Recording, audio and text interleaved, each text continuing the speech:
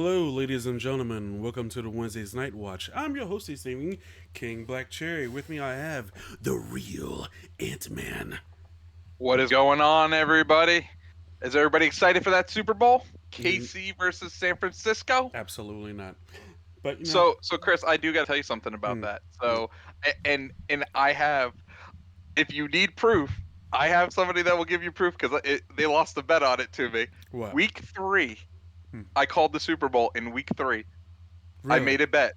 I made a bet with my coworker that, the 49er one didn't matter because we both agreed on that. Mm-hmm. But he said the Dolphins were going to the Super Bowl. I said no, the Chiefs are going to the Super Bowl, and we made a quote unquote root beer bet because we just buy each other a 12 pack when we're in the office together, Okay. and yeah, so that his bet was on the Dolphins, mine was on the Chiefs in week three. In So I week like to three. throw that out. That Okay. All right. yeah. This man predicted the AFC champions. Were you like kind of hesitant because of the fact of like they went on a road when you found out they had to go on a road these playoffs or anything like that? No. Well, I made that. We made the bet in week three. Oh, So like I I don't like. know. But like a lot of Oh, was I things have worried? happened. Yeah, were you worried at all? Oh, not in the slightest. Patrick Mahomes is not gonna let me down. Oh, good. He might And complain to the refs, but he will not let me down. did you happen to see his like shirtless pic? And it's like he's like most He basic. looked like Tom Brady, and Yeah, he looked like Tom Brady on his college pictures. that was like, huh? Bro, it just gives me hope that I can do great things. I saw that. I was like, oh, okay. You just like a regular old dude. You're no Superman. That's it, man. It just really kind of, huh? I was like, okay, all right. What works for you, my guy? What works for you? That's a dad bod right Yeah, there, that is. Yeah, I mean, he is a father of two kids now, so yeah, that makes sense. straight up. But good job, good job, Patrick Mahomes. Good job. All right, we'll be talking about the place's state of play. We did not talk about Xbox Direct last week, so we'll do that later on in the show as well. We're gonna be reacting to some movie trailers, Ghostbusters, Monkey Man, which is actually an interesting take. When you watch the John trailer, Wick. no, it's kind of John Wick esque. That's what I heard. Like someone told me about it, and they said it was like John, like It a Japanese John Wick. an Indian John Wick. Oh, Indian. Okay. Yeah, Yes, they said it was. but check this. Like when before I show you the trailer, I'm gonna let you know right now. It's directed by the same guy, by the actor in Slumdog Millionaire, Okay. and stars him as well. Hey, what do you think of that Argyle movie? I had tickets to go see it last night and skipped it because I Like didn't free tickets? free tickets. I had a Oh, free press showing to go see it, and I was like, no. And the reason why I said that is because the fact no reviews came out for it yet, and I am glad I waited because you know why? That movie came out trash. like the reviews are really bad for it. Yes, IGN It it, it gave it a looks like it could. 4, and on Rotten Tomatoes it is a 30%. It looks like it could be like kind of funny. Kind of, but then also I was hoping for that Matthew Vaughn like Kingsman kind Well, of. it's PG-13, so I don't think you're gonna get like But the full Matthew Vaughn experience. right, but It- like it- still, it just seemed like okay, this is all the droppings of a Matthew Vaughn movie. If you just made it PG-13, and I'm like, oh, we can do this, we can do this, and I was like, nope, can't do it. Damn. Well, maybe next time, and that's fine. that's sad. I still I it's I'll watch it when it's on streaming because it looked like something. Yeah, I'll watch it It, when I don't have to go to drive an hour away to Tampa to go watch it. yeah, 38%. That's not good. Yeah, That's not good. no, I would have Thirty been percent's not good. I would have been mad if I would when watched it, drove over an hour to go see it, and it was a bad movie. So, whew. You know, a lot of well, I want to say a lot of new movies have been dropping the ball because I mean, Holdovers to me didn't drop the ball, even though it didn't appeal to me really when watching the trailer so many times when I was watching the movies over the past year. The trailer didn't really grab me too much. Um, Beekeeper, which is now on streaming, that was just a freaking pun fest. Oh, what's it on streaming on? It, I mean, you can rent it or buy it now to put on your Oh, digital oh, library. oh, oh, oh, I gotcha. It's digital. Yeah, digital release. Let me share this real quick The, before we get any further. Have the you talked to Pete today? nope. Me neither. No. No. Whoa. What's up, Mark? How's it going?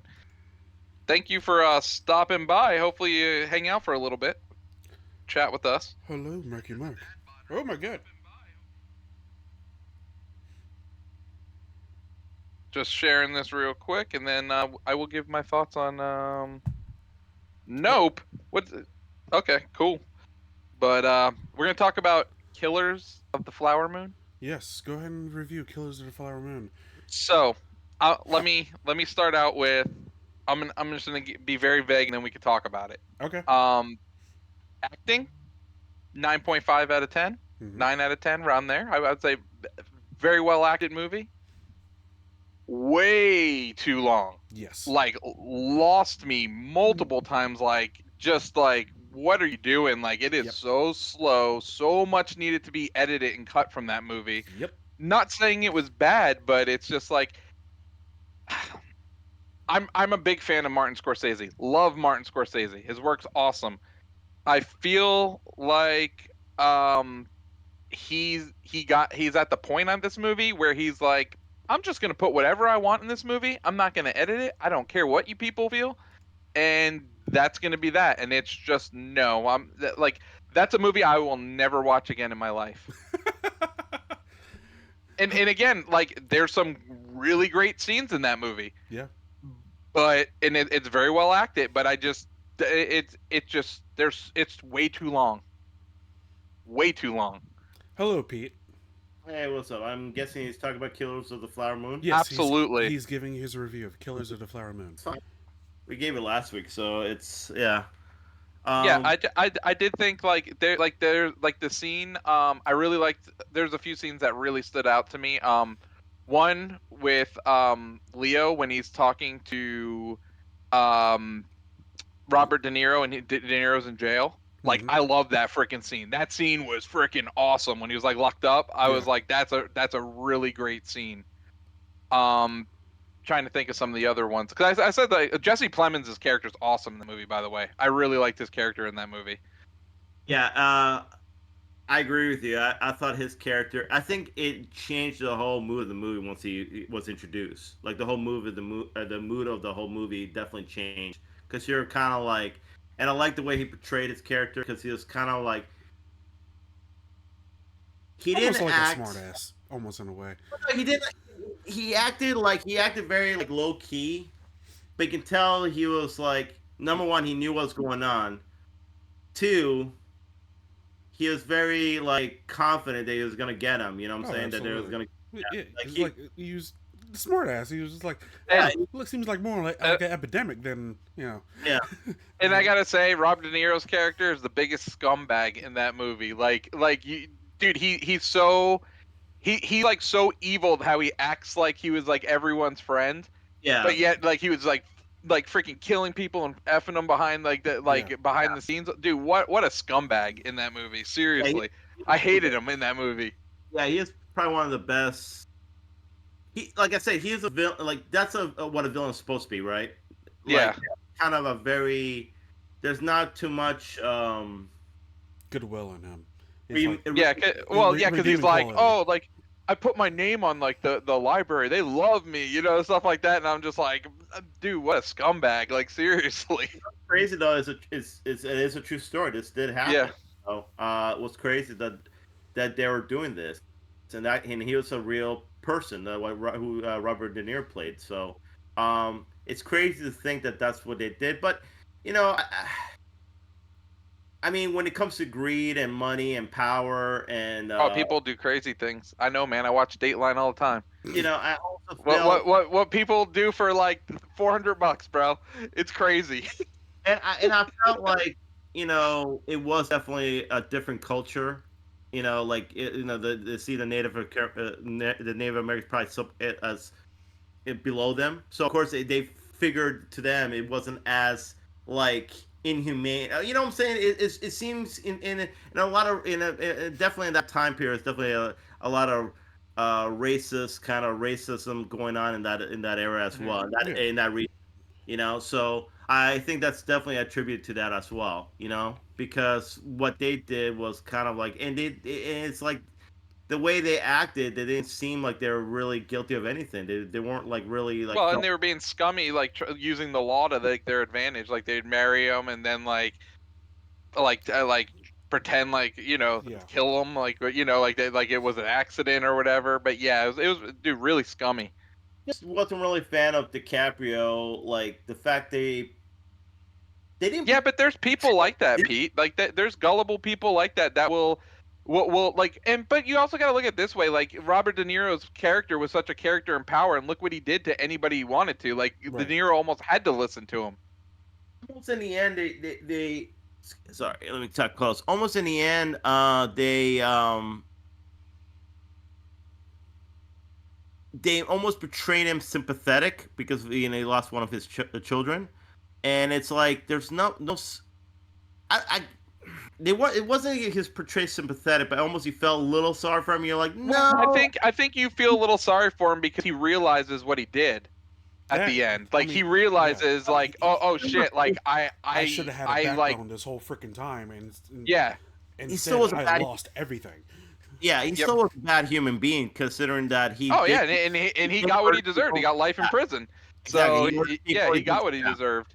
exactly. He was poisoning his own wife, and he knowingly was poisoning his wife. He Yep. acted like naive, but he knew what he was doing. You know. Granted, like I think De Niro definitely had something over him. Definitely was very manipulative Well, towards. if like it was his uncle, he knew how his uncle was. He knew his uncle was killing people, so of course he's gonna have to like follow along with what his uncle's Right, saying. and doesn't have a backbone, so you can't be like, "No, I don't want to do this." And so you'd be like, Hmm. "Yeah, sure, sure, boss. Whatever you want, there, boss. You want to do that, there, boss? Sure." Oh, that explosion scene was nuts too. That Yeah. seemed When a they, little excessive, though. yeah, that was crazy. That kind of like surprised me, like that scene. I was like, wow. I was like, that was wild. But yeah, it's definitely.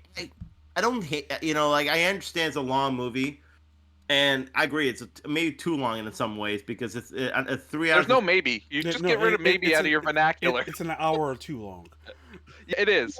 Well, it is because you already understand the point of the whole movie, even like an hour into it. Like you get the whole point. They don't need to continuously go with like the murder of this and that person and all that. I mean, the fact that Molly was kind of the main character in the movie, it's good enough, and you can tell about all the other stuff that's all the other murders that was happening. There could be Right. footnotes, and I don't think it needed to be continuously done because then it drags on to the point where you're like, okay, I get it. Like I understand what's going on. You don't need to And keep up. then another weird thing at the end is like the movie's supposed to be serious in tone, but then they like do like the credit scene as like a play.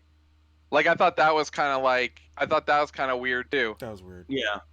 Yeah, it's almost like that. Like they're almost like trying to have fun with like what happened, and it's like, but it's like serious and it's like disturbing, and like why are we trying to have fun with like I guess what happened? Like it's one of those things that they filmed and they needed to like, we got to do I mean, something with this and threw it in there. I think what it Yeah. was is I can see it maybe at that time period they didn't take things like that seriously, which should have been a much more serious subject matter. And now today we'll take it way more Yeah. seriously. Back then they just made it like, oh, look at this kind of thing. I think that's the reason why they did that way. My opinion. You know, the fact that we didn't really know something about this, that this happened back then, it's pretty crazy that this happened in our country, in the 19th century or 20th century. I'm sorry, Yeah. it happened in the 20th century, and we just now being told about it. Um, well, we didn't have social media back then, Pete, to keep us all up to date. yeah, exactly. But yeah, like I said, I like the movie. It is a good movie. It definitely is too long, though. I agree with you, though. It should have been cut shorter. It should have been at least an hour, like shorter. You can tell you can make your point of the movie without having to drag that long. So Yeah. I agree with you. I feel like the actors were too old too to play the roles they were supposed to play. Because like I wasn't De Niro's character supposed to be like in his like 50s or 60s. Possibly, yeah. I don't know. So like he looked like to me like he's like 100. And So DiCaprio's 50 and having 2 children. like young children Yeah. too. Like yeah, I don't know. I felt like the characters like I felt like they were like I don't know. Just an observation. Did you watch Holdovers, Pete? I did. Oh, let's go right into it. Let's talk about our movie review. Okay. Chris, do you wanna lead into this? Hold up, guys. Before you go in, we didn't talk about anything else besides that, right? Killer Just Patrick Mahomes' dad bod. Yeah, that's about it. Dad pod. Yeah. Okay. Hey, Anyway. Pete, I told Chris, that just gives me hope that I could go on to do something great. I think we're all- I'm assuming you didn't see the video then, Pete. I see that. It's like Tom Brady. He has like a dad bod, you know? Yep. All right. Well, we're here to review The Holdovers starring Paul Giamatti. It came out last November, I want to say.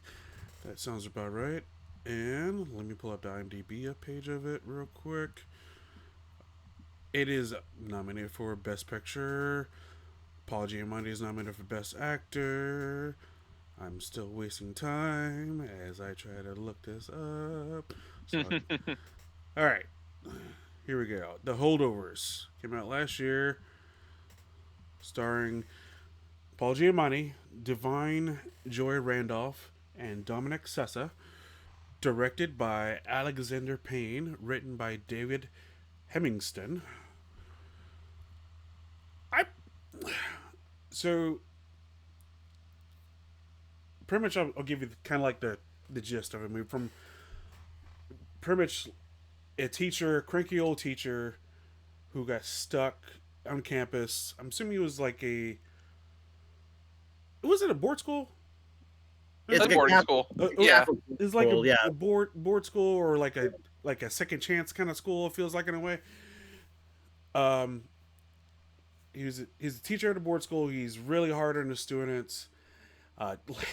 Such a hard ass to the point where he's like, one of the students was like, "I can't fail this class." "Oh, believe me, son, I believe you can. Just wait." Just wait. But he got tasked to pretty much stay at school and look over the kids who were left behind during the holidays. He's there as well with the cafeteria teacher, and you can tell from all three characters, the cafeteria woman, Paul Giamatti's character, and the student that got the only one left there, pretty much. They all have a secret past to them, and they all kind of like butt heads in their own kind of way, but they all grow to understand one another by the end of the movie, and it is actually really touching and very, very cool, very good movie. I enjoyed it. I agree. It's a very good movie. Yeah, this is one of those surprise movies, like kind of like the Coda. Like I don't know, I don't know if I'd say it's better than Coda, but it's like that surprise movie where we had no expectations of it. Like we watch it. It was a drama version of Champions to me in a way, Anthony. Because Champions was kind of like on this level for me, but then it was like it extended it even more than that. You got even more deeper levels to each of the characters, and you're like, oh damn. You've been all y'all been through some shit. Yeah. I had to go look and make sure like what the other nominations were, because I was gonna say that Divine Joy Randolph, she should have been nominated. She was. I was just wanted to make sure because I was like, she was fantastic in that movie. Oh yes, so good. And so was Paul Giamatti. All three actors are very good. I'm surprised the kid didn't get nominated for supporting actor. They all were really good. All three of them were very good. Yes. Actually, all three of them could get nominated. I wouldn't be surprised because I think the way all three actors carried that movie because they had each actor had their moment, their like real serious sad moment, For instance, for Divine, it was definitely in the Christmas party where she was like when the record player played Yeah, the the music, being like the record player, and she was just and then she's like drinking. yeah, Yeah, I could tell because each character has, like you said, a sad past or a yeah. sad life. Actually, Yeah. they all have a sad life. It's a It's sad life, trauma, actually. trauma. They all have been through some trauma. Yeah, like they all have their sad lives and sad moments and all that, and they're very sad characters too. Honestly, all three of them very sad. Uh, and you feel bad for them by the end, but then you feel kind of like, and I think that what's great about the movie, you see their bond because of their sadness, because of their sad, past. They kind of have this strong bond that they, have, in the end. And they grow and understand each other, and you're like, okay, okay, this is great. Y'all can turn things around for your lives and move past what you guys been through, kind of a thing. You would hope you would hope that that's kind of what it is by the end of the movie. You would hope that, yeah. But what's cool about it is in the beginning, what's the kid's name in the movie? What's the kid? Agnes. What? Agnes, Agnes. Agnes Tully. Agnes. Yeah, Agnes and Paul, right? The Yeah, Giamatti cat is Paul. yeah. You would hope, but by the beginning of the movie, when you see them, they kind of hate each other, Oh, and they absolutely. really do not like each other whatsoever. That By gym the partner end, is hilarious. yes. By the end of the movie, you saw a sense of understanding and almost a sense of friendship in the end. Even though you don't know if they'll see each other again, but you can tell that there's something about that, That they the way. might keep in touch in a way. Hopefully, you'll hope so. Yeah. But yeah, it's a great movie actually. It's a very well done movie. Um, Would you call it a Christmas favorite then, since it is you know, a Christmas it's movie? funny. It's funny. I was like thinking that watching the movie because I'm like, it takes place during Christmas and New Year's, and I was thinking myself, the whole theme is Christmas, Yeah, right? Kind of because it's like you kind of wonder, like you feel bad for people who don't have like you know families or loved ones. family or friends Yeah, that spend time in Christmas time, and you're like, what about those people? Who don't have people they can actually celebrate and enjoy Christmas with, and these are the people. These are the and you wonder like what they do in this time, year, and it's a pretty sad time, for them, and Yeah. especially like you said, all the things that they've gone through in their lives, how they deal with that during this time of year. You know what I'm saying? And that's yeah, kind of a little bit what it is. Um, you know, because it's funny to me. Like if you notice during the movie, Paul Giamatti drinks a lot. Like he drinks a lot of. Paul, whatever his character's name, Paul, but he drinks a lot of Jim Beam. So does Desiree's character. She drinks a lot as well. And Agnes takes medication for depression. So does Paul actually. They both yeah, take the same medication. That's so you realize that they all have that same trying to cope with their pain and but it's cool because it's like it doesn't it's sad but it's not. It's also kind of like you have those moments where you kind of like you see them bonding more. You see them kind of like enjoying themselves, each other's company, and it's just and them trying to like get through the holidays as well. So yeah, it's cool to seeing that. yeah. Yeah, It was a good movie. Surprisingly, it was a good movie. by the way, cinematography was excellent. They did a great job with some of the shots in the movie. And it really felt like it was like a 70s movie. Like that, And I thought that was excellent too. Yeah, Like I thought they did a really good job making it feel the time period. Because sometimes like when I watch like movies that are like take place in the 70s, it doesn't feel like it takes place in the 70s. Like this movie actually like feels like it takes place in the 70s. right. I agree with you. Also, the music was great as well. It definitely, Well, yeah, it was like a lot of Christmas music. So well, that also a lot of like '70s music, '60s, it's like '70s, yeah, yeah, '60s, it was good though. yeah. It definitely set the tone of the whole movie. But yeah, I think it's kind of like it reminds me of like Green Book and movies like that, and Coda, and very, Wow, that very was that kid's first movie. That's really. crazy. Yeah. He's he's a good actor, man. He's gonna be a good actor. Yep, He's that very was good. his first movie. That's kind of Wow, crazy. that's impressive, man, because he Do did a not very good job. cross the Rubicon.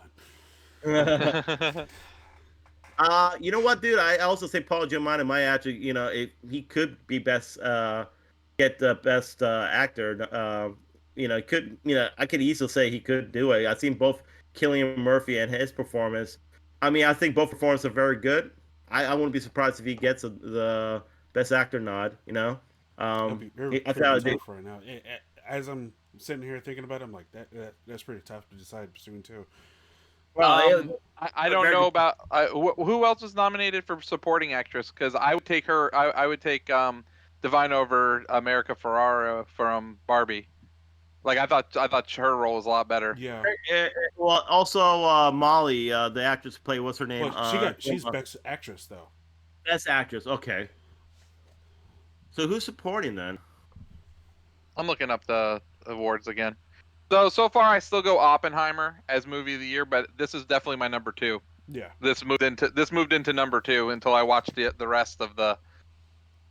So then, where would you put Killers of the Flower Moon? Since you've seen Barbie as well.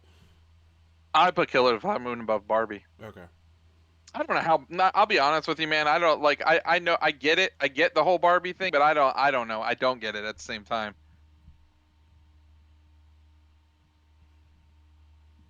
Like I get it, but I don't get it. Like I mean, are we just putting it up there because it was popular? Like I if don't if know. it didn't sell 1.4 billion dollars worth of movie tickets, if it sold, let's say it sold 300,000 or 300 million, is it still nominated? I don't think it is. I don't think. Well, I mean, we say that, but then this movie didn't really do that well. No, and I agree. But I feel like Barbie is like the blockbuster. Like every year they always have a block. Like it seems like now because like they Yeah. they had a Top Gun. Top Gun And last don't year. get me wrong, Top Gun's a great movie. I'm not taking like but that was a blockbuster. Or even okay, Avatar would have been the blockbuster then. That Yeah. wasn't really worthy of being up there last year. What'd you put there instead? Oh, I don't know. I honestly, this wasn't a really great year for movies from what I've watched, so I'm not taking it off air either. So I'm I just mean, let's put it like this. I mean, this movie they were just reviewing made $31 million worldwide. which one was that? The Holdovers. Oh, the Holdovers. Yeah, 30, but didn't it launch? Didn't it launch on Peacock as well? no, it came on theaters first. Oh, did it? Yeah. Well, you know what though, Chris? Like, I feel like that's a movie that like it's very artsy. Like, I feel like it's not gonna sell to people. Plus, I don't really think Paul Giamatti's like Yeah, like a blockbuster. Yeah, ticket mover. ticket movie. Yeah. Right. He's more of a character actor. Like he kind But of. he did great. He did absolutely wonderful, he did great. actually. But he's the same. Paul Giamatti's a great actor. He's always been really solid since like I think the first movie I remember him was like The Negotiator. And he's always been a solid actor. So He was in the Oh, okay. negotiator. and And he was Sam Jackson. Remember, he was one of the hostages. Oh, I need to. Whoa. so Emily Blunt is nominated for Best Supporting Actress. Oh, that speech she made was actually pretty good. I'm not gonna lie.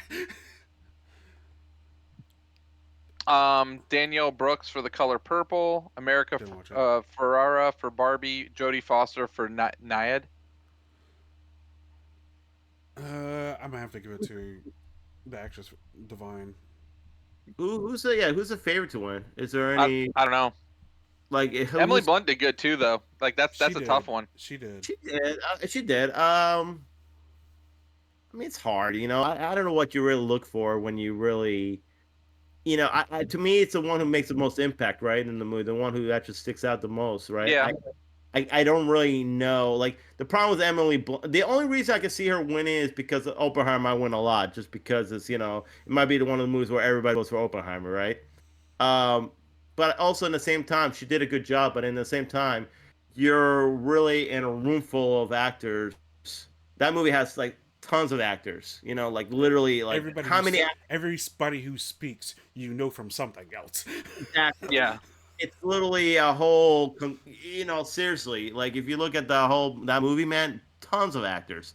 So it's kind of hard for me to say like, was she the best in of that movie? Did she really carry that movie. Nothing against Emily Blunt. I love Emily Blunt. I think she's a great actress, and she did a good job. But it's one of those things where I think a supporting actor should be the one who actually like stands out. I thought Desiree did like I said, I actually felt for her character. I actually got it pretty. But in the same time, I felt for all three characters. All three of them kind of moved me a little bit. You know Right. what I'm saying? Their story. All three of their characters, and so like, and what's crazy about it? That's what I really liked about the movie. They could have like tried way of changing and fixing but I don't think they tried hard enough to do it. Like for instance, like for Desiree's character, the janitor was trying to kind of warm up to her and kind of like whatever, but she wasn't kind of accepting of his, you know, like he was Yeah. trying to like, but he wasn't accepting that. She's trying to maybe she'd be more happy with him, but she didn't really, try hard enough to do that. Same with Paul Giamatti. Try to do changes ways of living. So yeah, it's a great movie, man. But anybody who goes watch it, go watch that movie. But yeah, I like I said, I think Desiree did a great job. I think Divine. That's Divine. I'm sorry, Divine. I'm sorry. I'm sorry, Divine. I meant Divine did a great job with that, and I think what else has she been? I know I've seen her from other projects, right? What else? What other films? She was Dolomite in. is my name. The Lost City. A voice in Puss in Boots. Only That's a mur- fantastic movie, by the way. Puss in Boots: The Last Wish. Yes. Like seriously, like watch that movie if you haven't watched it. That's a freaking great movie. Only Murders in the Building. Okay. Good show. Yes. I like that show. Rustin.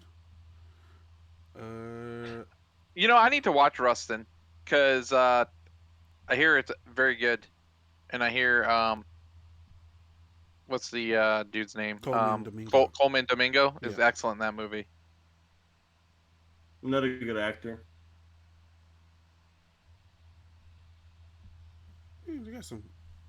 She's been in a couple things that look little things, nothing too Okay. crazy. I could have swore I've seen her like in something. Maybe I'm wrong. Did you watch? Maybe it was The Lost City, Pete. Did you watch Maybe, the I Guilty, don't know. the Guilty with Jake Gyllenhaal? No, I have not. I haven't seen any of those. The Guilty. Well, he was the dispatcher. I did Okay. watch that movie. Yeah, it was a good movie.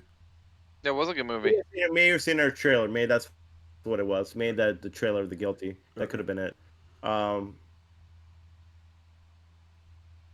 think But yeah, it's no. like little small things. She's You also know- on a lot of TV shows. Yeah, Like that could have been it too. I might have seen her on a TV show somewhere. I don't know. I felt like seeing her somewhere, but isn't me, but it feels to me like the actors who are nominated or actors or usually it's kind of like I feel all the time anytime any actor gets nominated or whatever, isn't it always to me like the cream of the crop kind of thing?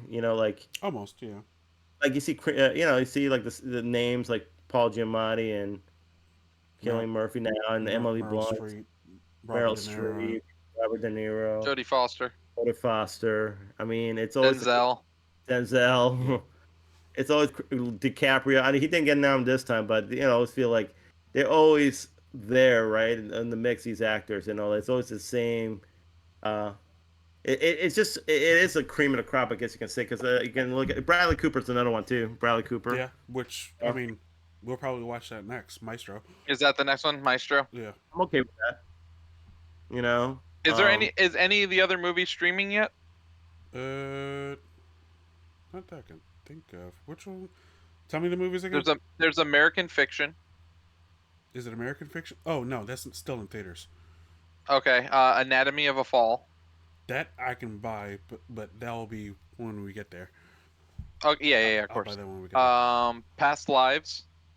That is actually one of Nolan's favorite movies of last year, which I thought was interesting. Poor Things. That's still in the theater. Yeah, Yeah. Poor Things still in theater. And then The Zone of Interest. Never heard of Zone of Interest. Past Lives, I can buy on. Yeah, Past Lives I can buy. So let's do Maestro then, Yeah, Maestro. because that's Netflix. Okay. Is the Zone of Interest the one with about the Holocaust or the? Yeah. Okay. That's but it. it's a German's perspective, right? I believe so. Yeah. Oh, that's interesting. Yes. A commandment, commandment of Auschwitz, Rudolf Haas and his wife Hedwig strive to build a dream life for their family in a house and garden next to the camp. Oh my God. Okay. Sounds like the boys in the striped pajamas a little bit too. That kind I of never was seen that movie. very good movie, very sad movie. Oh, Similar. okay, that's interesting. Yeah. Yeah. All right. I would consider that a dream house for anybody. Yeah, wouldn't do It that. it looks like it's so like it looks like the two movies that didn't get nominated for best movie, but like actors came out of them was Rustin and Naiad. That looks like the two that didn't get. Oh, and also The Color Purple. And then there was Best Original Screenplay. May December was nominated, which is on Netflix, but that wasn't nominated for Best Movie. Um, yeah, I don't know where you can find any of the animated besides Elemental is on Netflix. Yeah. I don't. Is Spider-Man on Netflix as well? Yes. Yes, that's on Netflix now Okay. too. Yeah, we've watched both of those. Let me see. And then yeah, I don't really see anything else like I don't see anything else that was like really nominated outside of those. So, oh, Society of the Snow was nominated for 2 awards. What is that? Um, it's on Netflix as well. And then Mission Impossible was nominated for 2 awards. The Creator was nominated for 2 awards. Napoleon nominated for 3 awards. I heard the movie's not good, so I don't know what it got nominated for. Yeah, I don't know what Have it you is. watched? Um, No, Have you huh? watched? I'm waiting for the 4 hour cut coming on Apple TV Plus. On Okay. for what, Napoleon? Yeah. Well, who directed it? Zack Snyder? No, Is that why he No, needs a 4 hour cut to make a movie good? Ridley Scott. Oh, okay. To be honest, man, like it's not the first time I feel like the director's cut. Well, actually, a few times Ridley Scott's director's cut is better than the theatric version. For instance, Blade Runner. You always hear the director's cut is the better I version of the still have theatric not version. watched that movie. Great movie, man. It really is a great movie, man. Blade Runner. The The original. original or the new one? The original. I haven't Either seen the one. new one. I own both of them. I just have not Uh, watched either of them.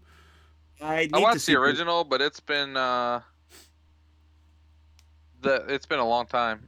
It's a great. Um, But what was it? I Also, I River asked if the wife's name was Hedwig in that movie, and I believe it Yes. was, right? Yes. which which wife? And the one I said that In living in next the to the camp. the zone of interest. Zone of interest, Okay. yeah. Yeah, the wife's name was Hedwig. Okay. Um, Isn't that the owl from Yep. Harry Potter? Yep. Sure is. you know, another director's cut I heard is better than the theatric version of Ridley Scott's. What was it called? Kingdom of Heaven. Kingdom of Heaven. Yes. That's a fantastic movie. I need to watch it again though. I haven't watched it since the theater. Like I'm telling you, I think the theatric version is better than the. Or no, I mean the director's cut is better than the theatric version. Um, definitely, yeah, but that's what I'm saying. I think because what I hear about Napoleon, about the one, the theatric version that was shown, is I heard that they focus more on his marriage than they do about the battles, and I'm like, why would you take one of the greatest generals of all time and not focus more about his marriage They or want to whatever? see Joaquin Phoenix get down, okay? They I just mean, like, get down, get down with Vanessa Kirby, all right? They wanted to see Joker and Sue Storm in action, all right? those, yeah, it's like the movie studios, they really don't get it, man. Like of course you want to see. It's funny because that's what somebody told me. Like one of my friends, he told me that it's like saying like, oh yeah, I went to watch Napoleon, expecting like a huge battle scene. All I got is mostly him and his wife, and like just their marital problems. And you're like, what? And it's like, why do I want to watch that? Doesn't interest me whatsoever. It's propaganda to show that the downfall of a man is his wife. Especially with him being short. Oh man. Oh boy. All right. What else we got here on the docket here? Oh, Royal Rumble. We can talk Royal Rumble. Royal Rumble. Bailey, you predicted it, sir. I, Bailey I was won. I was close on my predictions. I was only off by one on the Royal Rumble the men's match. My guy got tossed out that I said was gonna win. Who did you say you was gonna win? I said Punk. Oh, okay. But I think the reason why he didn't win is because of the fact he tore his triceps. Oh man, and that's some great content from Drew McIntyre. Oh my gosh, dude, he is hilarious. Do you like the fact that Punk got hurt? I mean, it almost like seems to. You know, I don't like it, but I love Drew's character right now. I know. I give you that. Actually, this is the most interesting Drew has been in Ever. Yeah, dude, like he just posted a video on his Instagram, and he goes, he's like, don't forget, like it's tricep day, and Oh. he goes over there, and his wife's like filming it, and he goes, I'm gonna tear these bad boys up. Oh my god. Yeah, Bro, what a menace. he's become the most. And you know what? It's contract year too, man. So maybe he's trying to get a huge contract from him. And you know what, dude? Go for it, man. Why not, dude? I guarantee you, he'll get top dollar just because of the fact that if he decides, like he could be, oh, I go AEW, Tony Khan can sign me, whatever. Boom. You'll be like, no. You're gonna keep him right here in the WE. You're gonna get top dollar because he is definitely. And this is what you gotta be. You gotta be a straight up freaking heel. You know what I'm saying? Yeah. Straight up. He's- And that's what he's doing. I love it, Right dude. in. Well, good Menace. for him, man. That's what he should do. And I guarantee W is signing top dollar because of this. Yeah. Unfortunate for Punk. This sucks for him. This Mhm. is the second time. Dude, I like this whole like his comeback. Even though it's great, the fact he came back, it's like you can tell. Like, here's the thing though, Punk has became like everything that Punk wanted back in 7, 8 years ago. He has, but now it's been taken away from him. Like, he wanted to be the main event, right? He was a world champion. He wanted to be the main event. He Yeah. was going to be the main event. Oh, that Got was hurt. great too on Raw from Drew McIntyre. It's like, oh, I'm not a spiritual man, but I prayed this happened to you, Yeah. and it came true. It's just like dude. I'm pretty sure he was going to at least main event one of the nights of WrestleMania, man. He was either going to event night one. I'm pretty sure. Punk. Yeah, him and Seth. I'm pretty sure he was, and now that's been taken away from him. So it sucks, man. I feel, but in some ways, though, do you think he should have gotten ring ready though? I feel like What? I feel like he wasn't ring ready enough. I mean, that's on him, though. But that's on him, though. Like, that's the thing, though. Like, I he feel like has he should done. have been like in the ring with a couple matches here and there.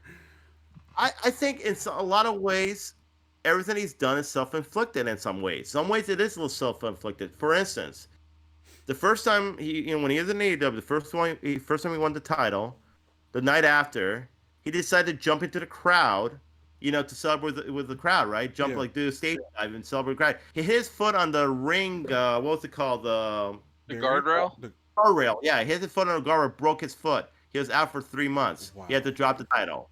Then when he came back to AEW, he had the match with John Moxley, tore his tricep.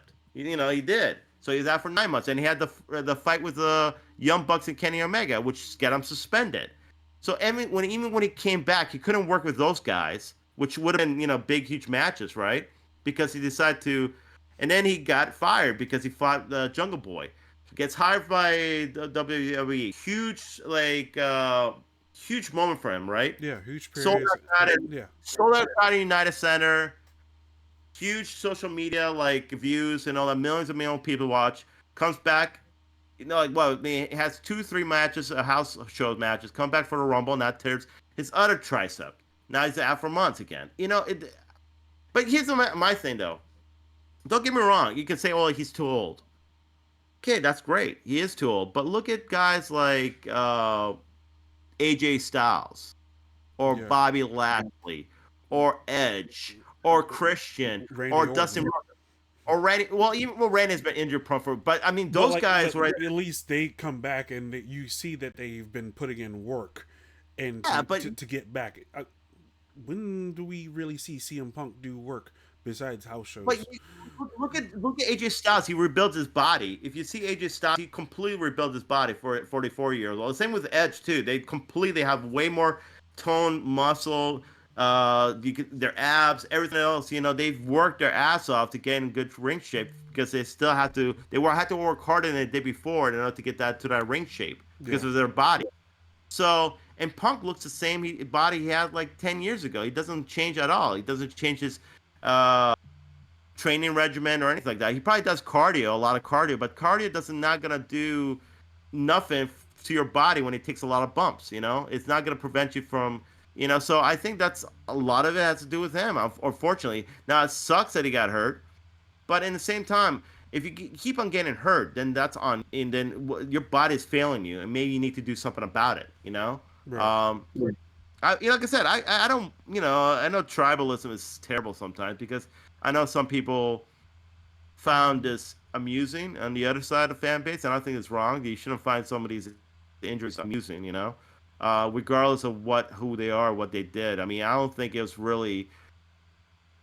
I don't think Punk went out of his way to try to sabotage AEW. It just happened. Whatever happened, happened. But at the same time, you shouldn't cheer for guys' injuries, which some fans do.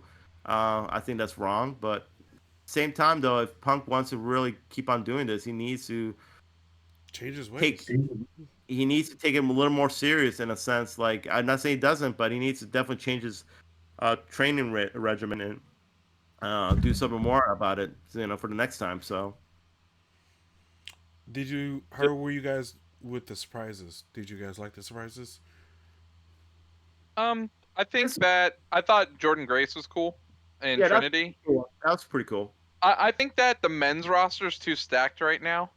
To really have any like huge surprises, because I mean, there's a lot of guys that weren't even in the Rumble that like Gargano, Champa, Alpha Academy, like those guys, Street Profits. Like I could go, like I can keep listing guys for days like that weren't in the Rumble. Right.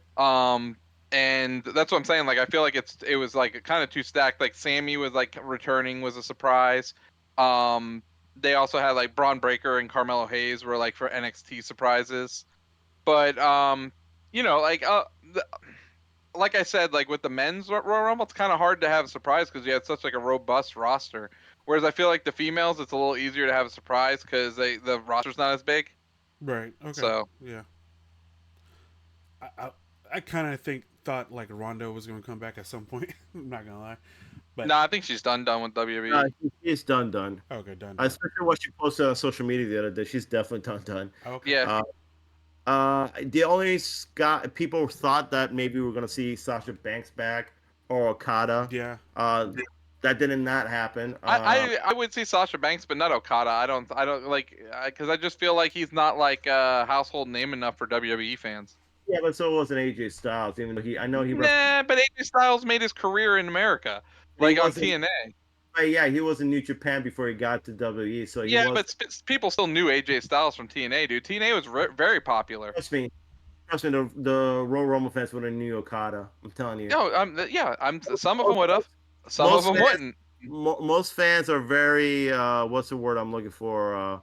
Social media savvy. They already know from Twitters and else what's going on. So that's why, like, I feel like a lot of fans would have been just like, oh yeah, even though they haven't never seen him wrestle, they still would have known him. So yeah, I think that's the only two things. And of course, Brock Lesnar was probably going to show up, but we know the real reason why he didn't show up. No, what was the reason why? Oh, well, should we go to the next thing, or you want to talk about the Rumble, or should we go to the next thing? I mean, this is the results and aftermath. So I mean, no, we could. If you want to keep on talking about the Rumble, we can, because has to tie into the other subject matter that happened last week, or the other Vince. Oh, okay. Well, I mean, unless you have something else to say about the Rumble, Ant, what else do you have to say about it? Oh, nothing. Logan Paul match was good. Logan Paul won, beat KO, and then Roman retained with his same antics as always. So. Okay. Some people got real butthurt that I know. Hilarious. I mean, it's predictable. We know he was going to win anyway. It's not like of course. We knew he was going to win. It's not like he's not going to wrestle again till Mania because he's at 999 lifetime wins. So I can tell you right now, he's not going to wrestle again until Mania. That is insane. So you're telling me though, like, here's my problem. Here's my thing with that. Even if Cody does fight him again, I'm pretty sure he's gonna win then because they wanted that like number. They want hey he had a thousand wins. Or does it like does everything come crumbling down? He doesn't break Hogan's record. He doesn't get his 1,000 wins. Cody finishes the story. You could kind of go both ways on that. Yeah, I know. I just feel Because like at some point the king's gonna fall. you know it's funny to me because was it Ronda Rousey said something the other day. She tweeted something which to me I agree. She said that Bruce Pritchard, who's part of the W company, is Vince McMahon's avatar. If he's still around, that means Vince has a hand in whatever goes on over there. Once if you have some of these guys supposedly still in the company, things that they still keep on doing will still be done. And I agree with you. Like I agree with her. I mean, I agree with that statement because people like Bruce Pritchard and Michael Hayes are Vince McMahon's stooges. They've always kind of do what he wants, and they always gonna have a say in what they do in the company. Now Kevin Dunn is gone. John Laurinaitis is gone.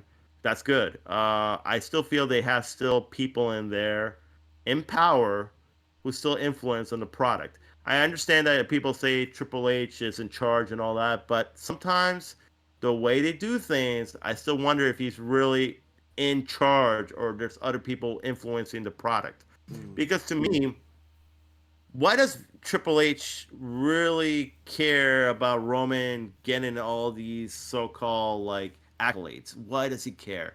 That's not really Triple H's chosen guy. That was Vince's chosen guy. So it makes me wonder. It's The story is already in progress, though, Pete. You can't change it.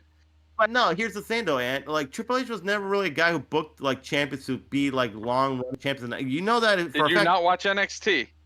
Yes, a lot of those guys were like, they would have like at least a few months run and then they pass it on to somebody else. How long was Asuka champion for in NXT? Just curious. I don't know, maybe a year or so. But I mean, I don't think, and probably maybe more. But usually How they'll. long? Like 3? I want to say almost 2 years. No, she wasn't. NXT champion. I thought she moved up to Yeah. the roster in about a year or so. I could be wrong. But here's my question though, Vance. I'm sorry. 510 days, Pete. Okay. You really think that Triple H really holds Roman to that standard? Like you don't think Triple H would have picked somebody else to be one of his other guys, like Rollins? But he took charge when Roman was already in the midst of it. Like you can't you can't change it. Like you have to finish the story. Not to sound cliche, but you like, have to finish this the is like bloodline story, and it was making them money. It's still making them money. that is insane. How this what year? It feels like he's been a champion for at least 4 or 5 years. It's three and a half. Yeah, yeah. That is literally insane. But Yeah. I don't know. I still not really. Maybe you're right. Maybe Triple H likes this type of booking. To me, though, like Dude, look at he made Gunther champion for like 600 days right now. I still feel that the heel champion is supposed to always make a face champion. Like the whole point of a heel champion is for them to lose to a face champion to make it the next guy of the company. You know what I'm saying? That you're supposed to kind of elevate the other guy. And he will He at hasn't some elevated. point. He hasn't elevated anybody. Yeah, he elevated Jey Uso. He elevated Jimmy Uso. His family. It doesn't matter. He still elevated him. Dude, have you seen how mean, over Jey Uso is? I think they. I mean, Okay, maybe Seth, okay. Seth and Kevin have been more popular now than ever before. Okay, hold up. Okay, you know what? You got a point though. And Sammy. He elevated Sami Zayn. Yeah, that's what Sammy- I was saying. Sammy and Kevin Yeah. have been more popular now than more than ever. Yeah, but I feel like they've always had that good like. They've had that like, the little crowd, come going, on, but dude. not to But where it is right now.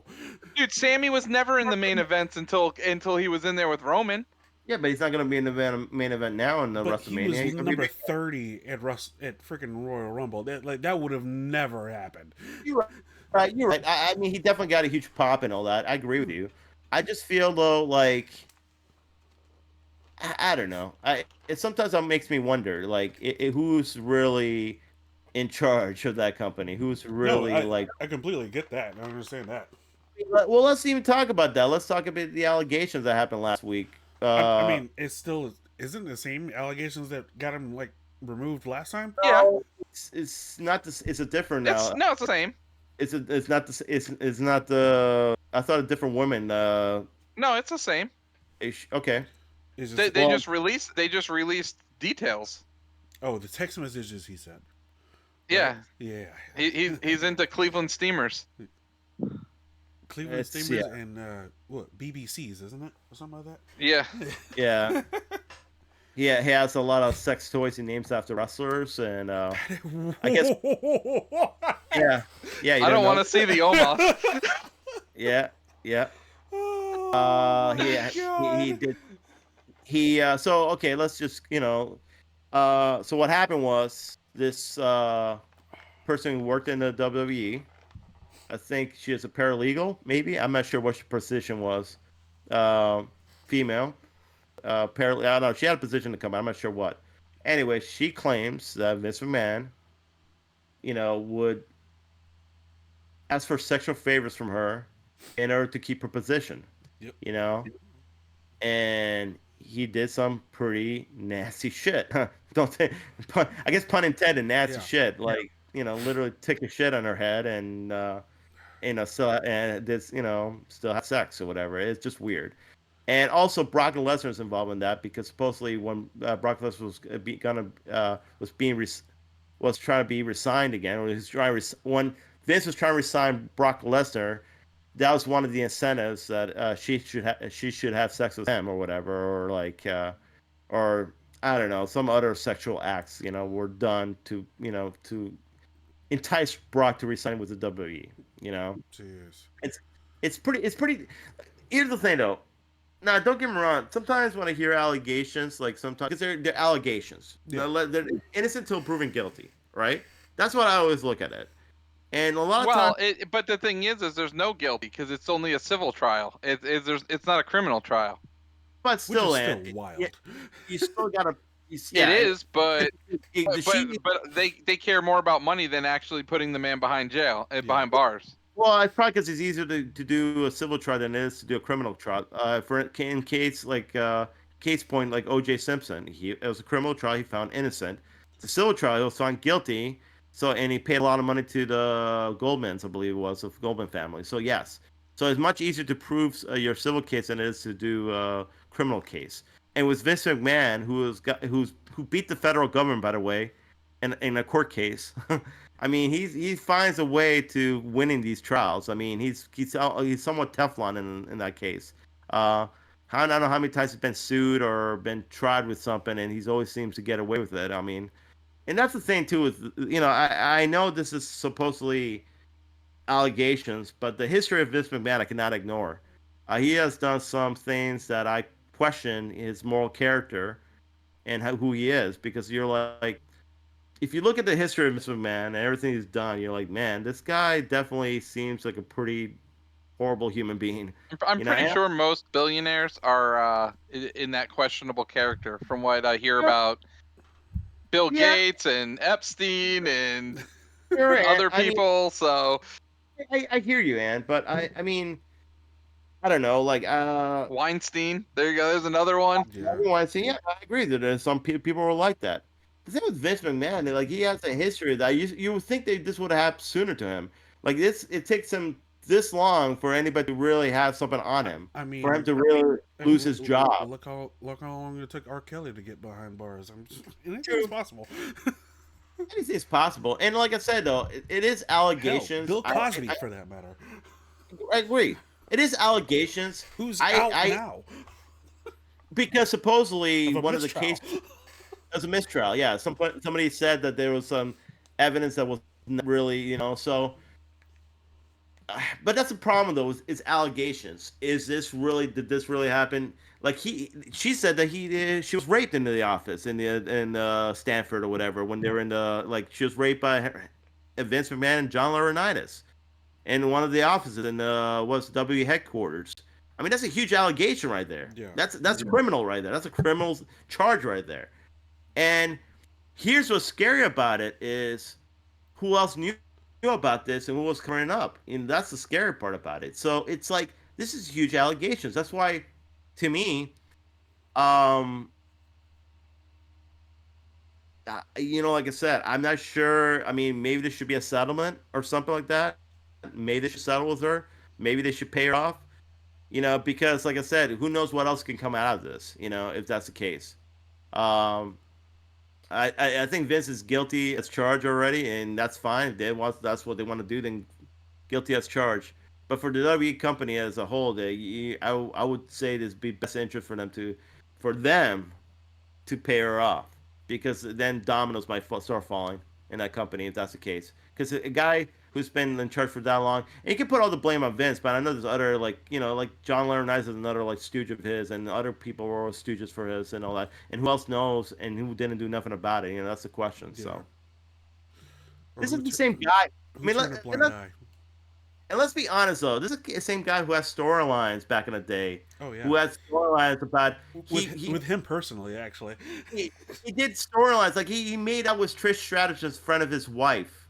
You know? Yeah. Yeah, his catatonic wife. He was supposedly his catatonic wife. He made out with Trish Stratus in front of her. He wanted to do a storyline where he's supposed to have sexual relations with his daughter, Stephanie McMahon. And then Stephanie McMahon's like, what happened was Stephanie McMahon was pregnant with one of her daughters at the time, and Vince McMahon wanted to be the dad. Which is like, no, I'm not doing that. And then, well, like, okay, let's make Shane the guy, the dad, or whatever. And Stephanie's like, no, I'm not doing it. It's gross. I'm not doing it. And Vince is that type of guy. Nothing's off limits with Vince. Nothing. It is. Thankfully we don't have to worry about that crap anymore. Because he is out of here. You're fired. Yeah, he is fired. Yep. No. And Slim Jim came running back quick after they fired him. That was so funny.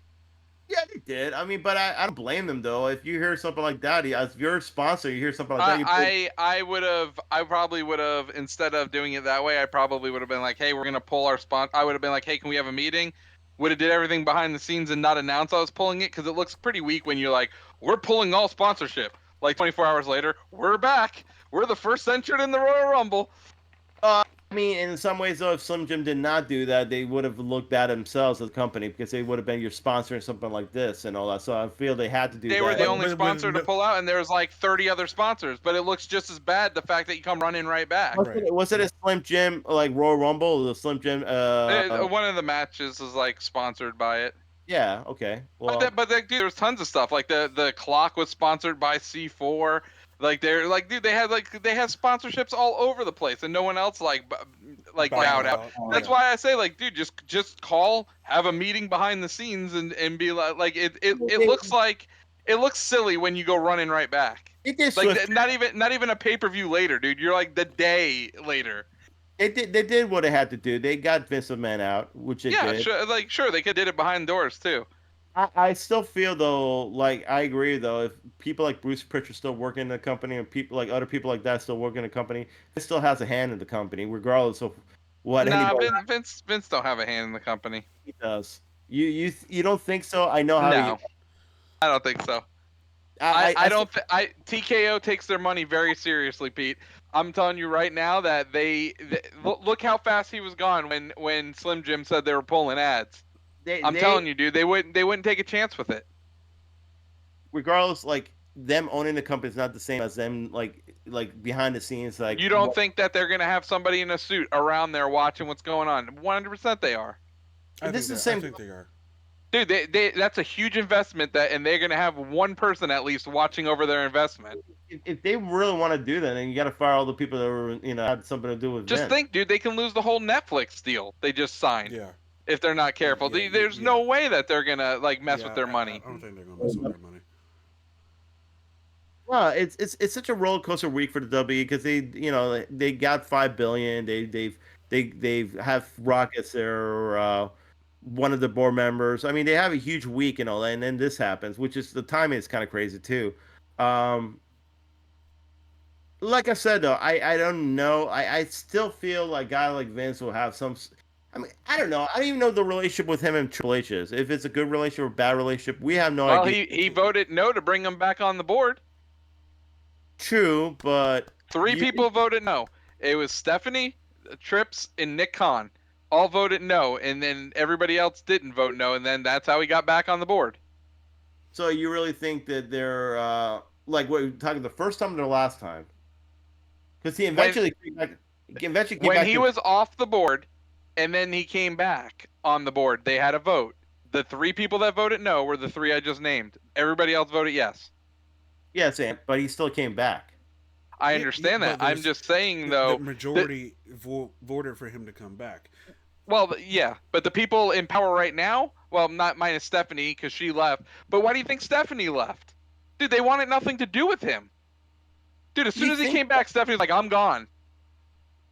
and you really feel like their relationship is that bad where Yes, they're not Yes, even yes. talking? yes, No. yes. The only guy who I Look what, think dude. is gonna, Look what he did to Triple H with NXT.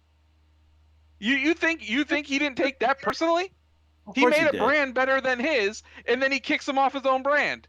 I understand he does, but you really feel that Vince is a very manipulative guy. I still feel that he doesn't like. They're not gonna. The family is still the family. You think they're sitting around the table on Thanksgiving eating turkey? I Yeah, don't think so. they No, are. I don't Yes, think they so. are. I don't They think they are. okay. They still appear in public together. No, they still go out Oh together, yeah, man. because they Who? have to show face. But I mean, it's not like, and a lot of it might be just a power play for the family for Triple H. It's a power play. You know what I'm saying? But I don't see how, regardless of how like whatever happened, I don't see Stephanie and Vince having a huge falling out. They don't have a falling out. If you think so, the only one I think that has somewhat of a falling out with Vince was Shane McMahon. Because if you remember, Shane McMahon was supposed to be the next guy, but Shane McMahon, I don't think really accepted Vince's the way Vince does business, and that's why he left the company and came back years later as a wrestler. You know what I'm saying? Uh, Stephanie and Triple H were really his people that he had under him and working for him, not Shane. Shane's the only one I honestly felt that had a falling out with Vince. I still feel Stephanie and Trips pretty much went with what Vince did. Um, and I think really what it was is more of like a power play. I think because you're right. I think Triple H did not take well the fact that he got demoted from NXT, but a lot of it, but it's because of health reason wise, and also like the fact I think he was losing AEW in the ratings. So he probably felt Vince was kind of like he wanted Triple H wanted Vince wanted Triple H to put AEW out of business before they did anything, and he did not. It's the same. It's kind of like what Vince was challenged to How do. can you put a billionaire out of business? You Like, can't. dude, yeah, like, dude, that's the thing is like Tony Khan can just keep throwing money at his company, and there's nothing you could do about it. The problem is, so he actually runs a good company. I know people don't think that he actually has a good wrestling company. It's actually does good. He does, but he's really struggling right now Struggling how the with 50,000 attendance in America. because he goes to smaller towns. It's not just like if he goes Stop to going bigger to small towns, towns then. he probably will. Uh, But I mean, but you it's can't it's run Chicago 20 times a year either. of So course that's why you got to also do those small towns in order to grow your audience. It's just it's almost like house shows. But you can't deny the fact that the company is still doing, regardless of you think you're struggling. yeah, but their TV shows are doing 2,000 people. WWE house shows are doing 15,000 people. Come on, dude. But and like that, Forbes posted something the other day that says that AEW is worth $2 billion. Do you think Forbes is wrong? I have no clue. Okay, or But like but if you're but it could be worth $2 billion because that's how many people he has on contract. it doesn't work that way, Ant. Sure, it does. When It you does buy a company, you buy their employees. gain more profit. It says it gain profit for the Khan family. Their sports market or their sports owned teams are like I believe the Jaguars, Fulham, and AEW are worth 8 billion altogether. That's what it says. So I would The guess Fulham's Khan worth family. 7.9 billion, and the rest is No, I think the Jaguars are worth they four were billion. shit. No, Jaguars were worth 4 billion. AEW is worth 2 billion. Who like? Oh, let's be honest What here. is Jacksonville Jaguars worth? $3.48 billion. That's 4 billion. Who's gonna pay that much for Jacksonville for half a full stadium? full team. It's still a football team, man. It's an NFL team. You know, like you can't just I'll buy Georgia Bulldogs over the yeah, Jacksonville you can't Jaguars. deny the facts, man. You know, no matter how much you don't like something or whatever, you can't deny the facts. The facts are right Oh, there. Pete, what's our average attendance? Deny that fact. Man. Deny that fact. $4 billion. Deny that Man. fact. Oh my God! All right. We got kind of You can go over there. Yeah, you can go over there and deny anything you want, but it still like makes that's what it's worth, regardless of how you feel about it. It still that's what it's worth. Guess what? They say AEW is worth $2 billion. It's worth $2 billion. But W is worth what, 10 billion or something like I'm that, gonna look right? at the top football teams. The Bengals are actually worth the least. Jacksonville's 28. Still 4 billion. Jacksonville, Arizona, Buffalo, Detroit, Cincinnati. That's the bottom of the Really? barrel. Detroit, even with their run. Yeah. Yep. Well, you got to look at it. Probably the stadium needs to be rebuilt. You got to look at that. Probably the stadium too old. Top 5 teams: Cowboys, Patriots, Rams, Giants, Bears. Okay. All right. Well, all right. What's worse is if you bought the number 7 team for $6.1 billion, you just get a perennial loser called the Jets. What is that? They're the number 7 team, dude. $6.1 billion. You know, it's funny he says that, but we had the same freaking record, and that's what's hilarious about it. We did, but who won a playoff game last year? Thank you. Dallas can't even do that. Dallas can't even do that. You still got smoked by the Eagles, didn't you? So that's true. Didn't Dallas smoke you guys twice? They did. Oh, okay. But you know what? They didn't smoke Green Bay, and you know who did? Tommy DeVito, baby. Oh my God. This All guy's right. the biggest spin doctor there is, man. Just spitting facts. NFL Should've been in playoffs. politics. Should have been in politics. NFL playoffs. We now have our Super Bowl. San Francisco 49ers against the Kansas City Chiefs. It is going to be a Taylor Swift Super Bowl at Las Vegas.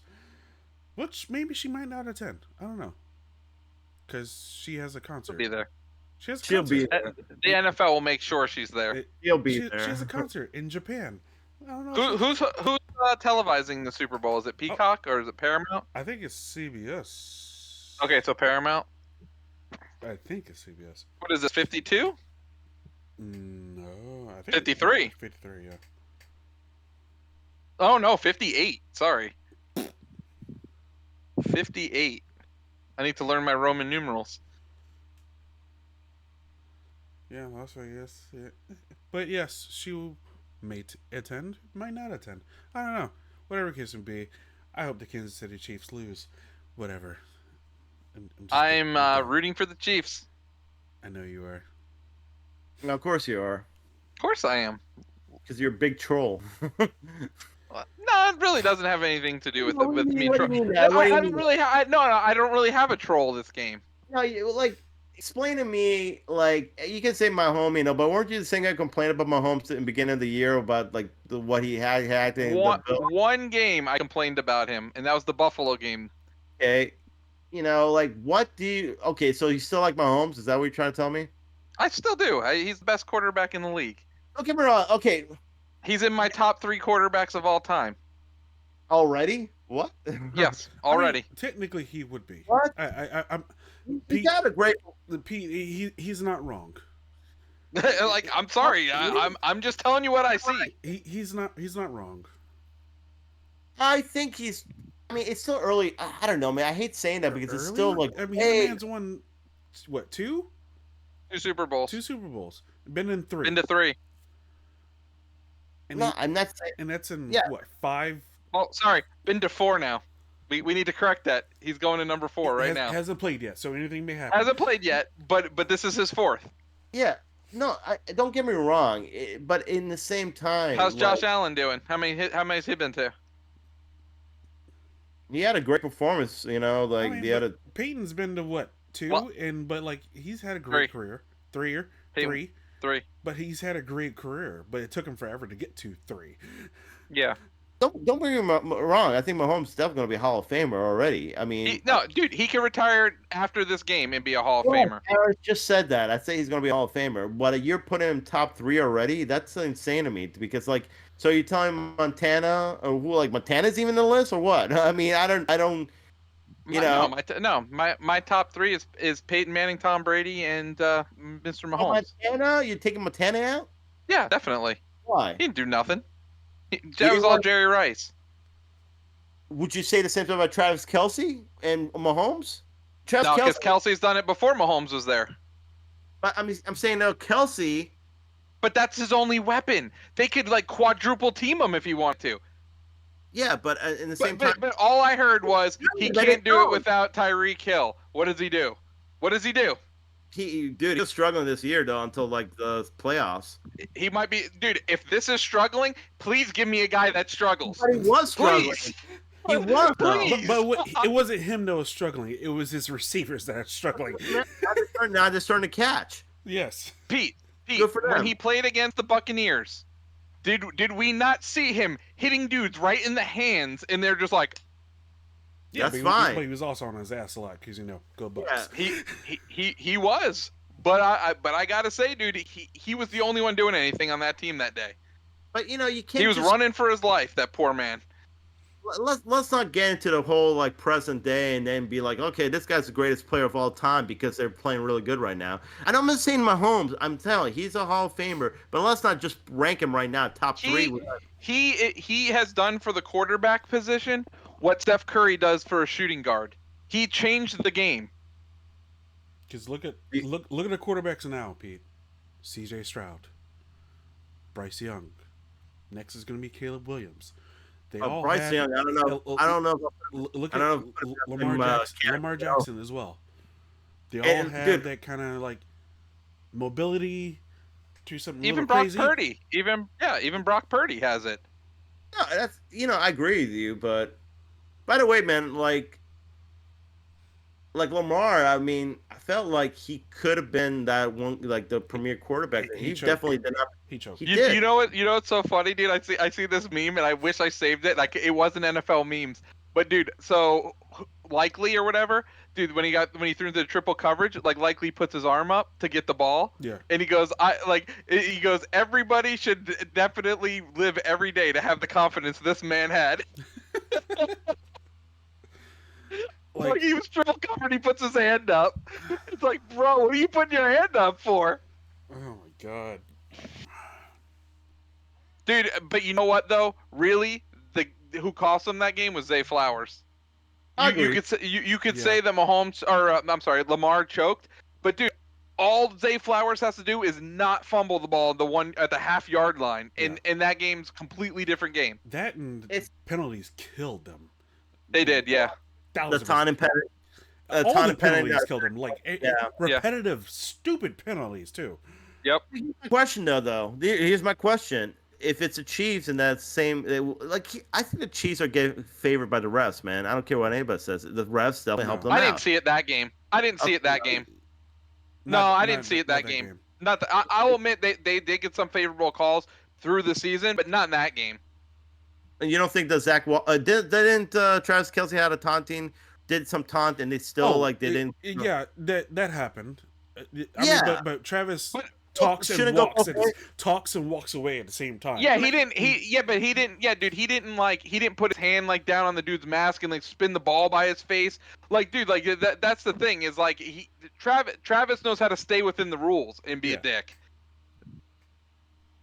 I mean, I think, it's a skill, like Sean Avery for the Rangers. Hey, here's my question though, but that's a problem though. Like, you can't go over and be like, okay, that's taunting, but that's not taunting. That's just trash talking. But there's specific rules to the taunting.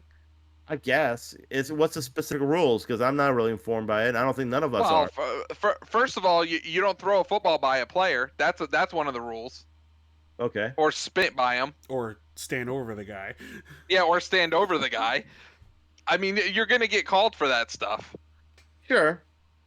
I don't know. Say something a little slick while you're walking back to your huddle. Yeah, sure, why not? Yeah, exactly. Just whisper sweet nothings in his ear when you're getting up, dude. Let him throw the punch. That's what you got to do. You got to get in people's head, Pete. I guess. I used to love when I would do I would hear the guys from like the 80s and the 90s, they like Reggie White, I like and dude, I was watching the Reggie White documentary because I was watching it was like on it was like 30 for 30, and he said man, I forget what team he was playing against, but anyways, like he always did like this one like swim move, and so he would like go outside and then cut back and throw the guy like to the, like and cut in and throw the guy back to the outside. But Yeah. he goes he's like he said he started the game off and he goes, oh, I'm gonna do my move to you. I'm gonna do it. I'm gonna do it. And then he goes to the outside and sacks the quarterback. And then he goes, after that, I had that guy on his I had him falling on his ass all game because he kept thinking I was gonna go to the outside. That's funny. I was like, that's good, dude. Like, what gamemanship? I love that. I mean, freaking in high school, we got told to like just throw them off their game. Say whatever you can on the line, and to throw them off their game. And so yeah, we would say some wild shit. We'd be like, "I'm gonna eat your children. I'm gonna do this. I'm gonna do that." And then and they'll like throw them off. They're like, "What the frick is wrong with you?" But yeah, Well, yeah, that happens. it's a mind game. Yeah, you have to. But I still feel though sometimes I do think the Chiefs are the new Patriots. The league loves the Chiefs. That's their new baby, I guess. And I do think they're. I'll be honest though, I still think they're probably the favorites in the Super Bowl. The way they've been, No, and they're actually not favorites of the 49ers. I'll say they're the favorites just because of their performance in the playoffs. They beat the I Miami offense, they beat the Bills at Buffalo, and they beat the Ravens at Baltimore. Yeah, and I feel like the 49ers could have lost both games they played. Yes, the 49ers has limped into the Super Bowl. They barely They did. They really have. They look terrible against the Lions too. The Lions beat themselves. Yeah, they barely beat the Packers. If it wasn't for a missed field goal, they would have lost that game, right? And then the Lions had their number, and then they decided to blow in the second half. They one of the worst choke performances I can think of. And then Ryan was like, "Oh, like one of my friends that's a Lions fan said that their kicker sucked. That's why they didn't kick it." I'm like, "Well, then go get a new damn kicker." Yeah, I'm Use like, your dude, the freaking Giants punter went to through. kick. Yeah, dude, the Giants went through 4 kickers this year. They're out there. Don't they play in a dome too in the 49ers? Don't they actually have a No, dome? 49ers are outside, They're bro. outside. I mean, still, I don't think the winds are that strong over there, are No, they? but it was rainy that day. Oh. Yeah, it was raining pretty bad. No, but it doesn't matter, man. The fourth down, the first fourth down they went on. They're on the 30-yard line. They're on 30-yard line. Why the hell don't punt the ball away? What are you doing there, dude? Here's the thing about yeah, they were. Here's the thing about the line. They're up 3 scores, right? 3 scores they're up by going to the second half. The whole game, first half, they were running the ball, running right down their throat. They couldn't do anything to stop it. What did they do in the second half? You know, I got this from Mike Greenberg the other day. They ran 7 times in the second half. 7 times. How are you gonna freaking? The whole point of if you're up that much and you only ran the ball 7 times in the second half, keep shoving it down their throat till they stop you. Jeez. And don't get me wrong. I know like Montgomery fumbled the ball and all that's a huge freaking error. Also, that really changed the game for them. But still, keep running the ball. If just because you fumble, don't stop. Take the air out of the game. God. Yeah, Yep. you kill the clock and you keep on doing what you're good at. Because Jared Goff is no Tom Brady, man. No. Jared Goff ain't gonna win you those games. He's Well, it's funny going into that game. I'm like, this is going to be the most boring game to watch out of the two because I'm like, you got 2 game managers as quarterbacks, whereas in the AFC game you had 2 quarterbacks that actually go to win the game playing. So I'm like, that game's going to be good. The other one, we're just going to have 2 game managers going at it. Being the actually opposite. Yeah. But that's what I'm saying though. Like I don't know what Dan Campbell's plan was, but it was a terrible plan, and I'm sorry, he lost the game.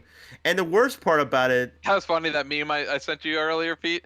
It's like Yeah. Dan Campbell playing blackjack. He gets a 20. Hit me. They did that in Family Guy actually. Family Guy, like Peter Griffin was like, hit me 20, hit me.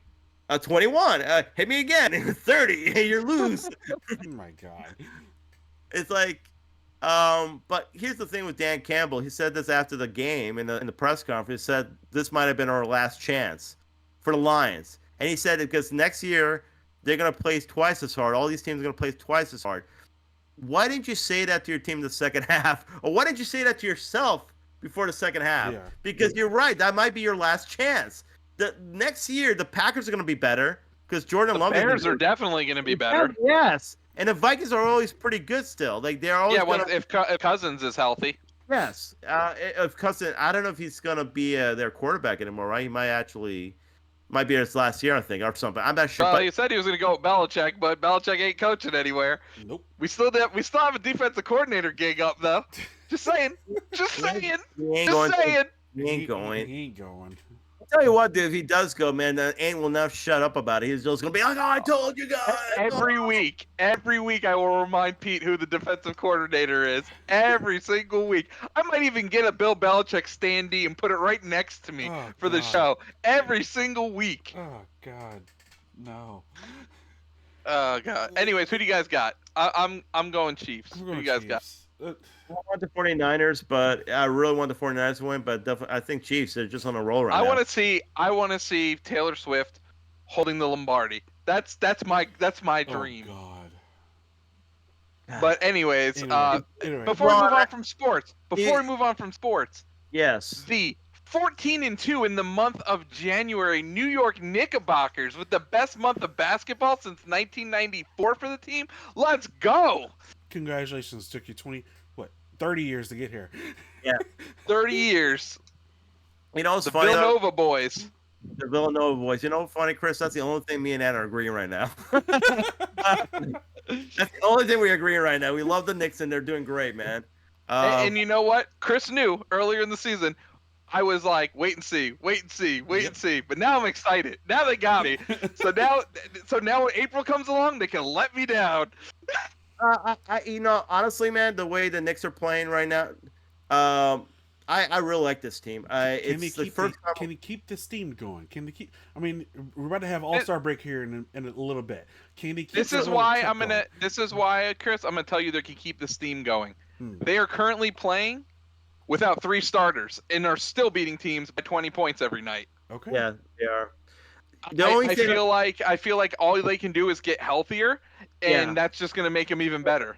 That's my only thing, Chris. If they stay healthy, if they can get OG back and then Randall back in a few weeks, they'll be fine. I think it just remains healthy and don't get any other major injuries to like players like Brunson or DiVincenzo or whatever. Okay. Like to me, the statement game was when they beat the Nuggets by 40 points. Agree. That is insane. The defending champs, they beat them by 40 points, and that was like the statement game. Because after that game, they've looked unbeatable. So that's like the crazy part. They beat the Timberwolves also pretty handily. I think by 20 points. They beat the Sixers by 30. They've beaten the Miami Heat. I know they're struggling, but it's still the Miami Heat always plays the Knicks tough. They ended up being by 20. They've beat teams pretty. It's not close games. We're not talking about close games. We're talking about 20-point. They beat them by 20 points. Yeah, convincingly beat them. Yeah, they look good, man. And I think the reason why the Knicks, this is why I feel more confident of this team than I did with the Carmelo Anthony's Knicks team, is I think they have a winning attitude. If you look at Brunson, and then they got DiVincenzo, and they got Hart. They're all from Villanova, that championship team. I think they bring a winning kind of attitude to the team, and I think that's what's going to make a difference for this New York team in the future. And I got to say, offense wins games, defense wins championships, and we are the best defensive team in the NBA. Exactly. Tom Thibodeau makes also a difference in that team because he's a very defensive-minded coach. Also, back then with Carmelo, I know we had who was the coach? I forgot. D'Antoni, Mike D'Antoni. Yeah, Mike D'Antoni. He wasn't. He was more offensive coach, and I think offensive-minded coach. Yeah. Yeah, and I think that's why we never really were that good. We can never really do that much. Oh yeah, I think we're as good as the team back in the late '90s. I think we're that good of a team. I think we can be that good of a team. Okay. Honestly, I'm not your basketball team, Chris. I don't have a basketball team. I know Tampa doesn't have one. I know you're not a Orlando fan. No. Or Heat.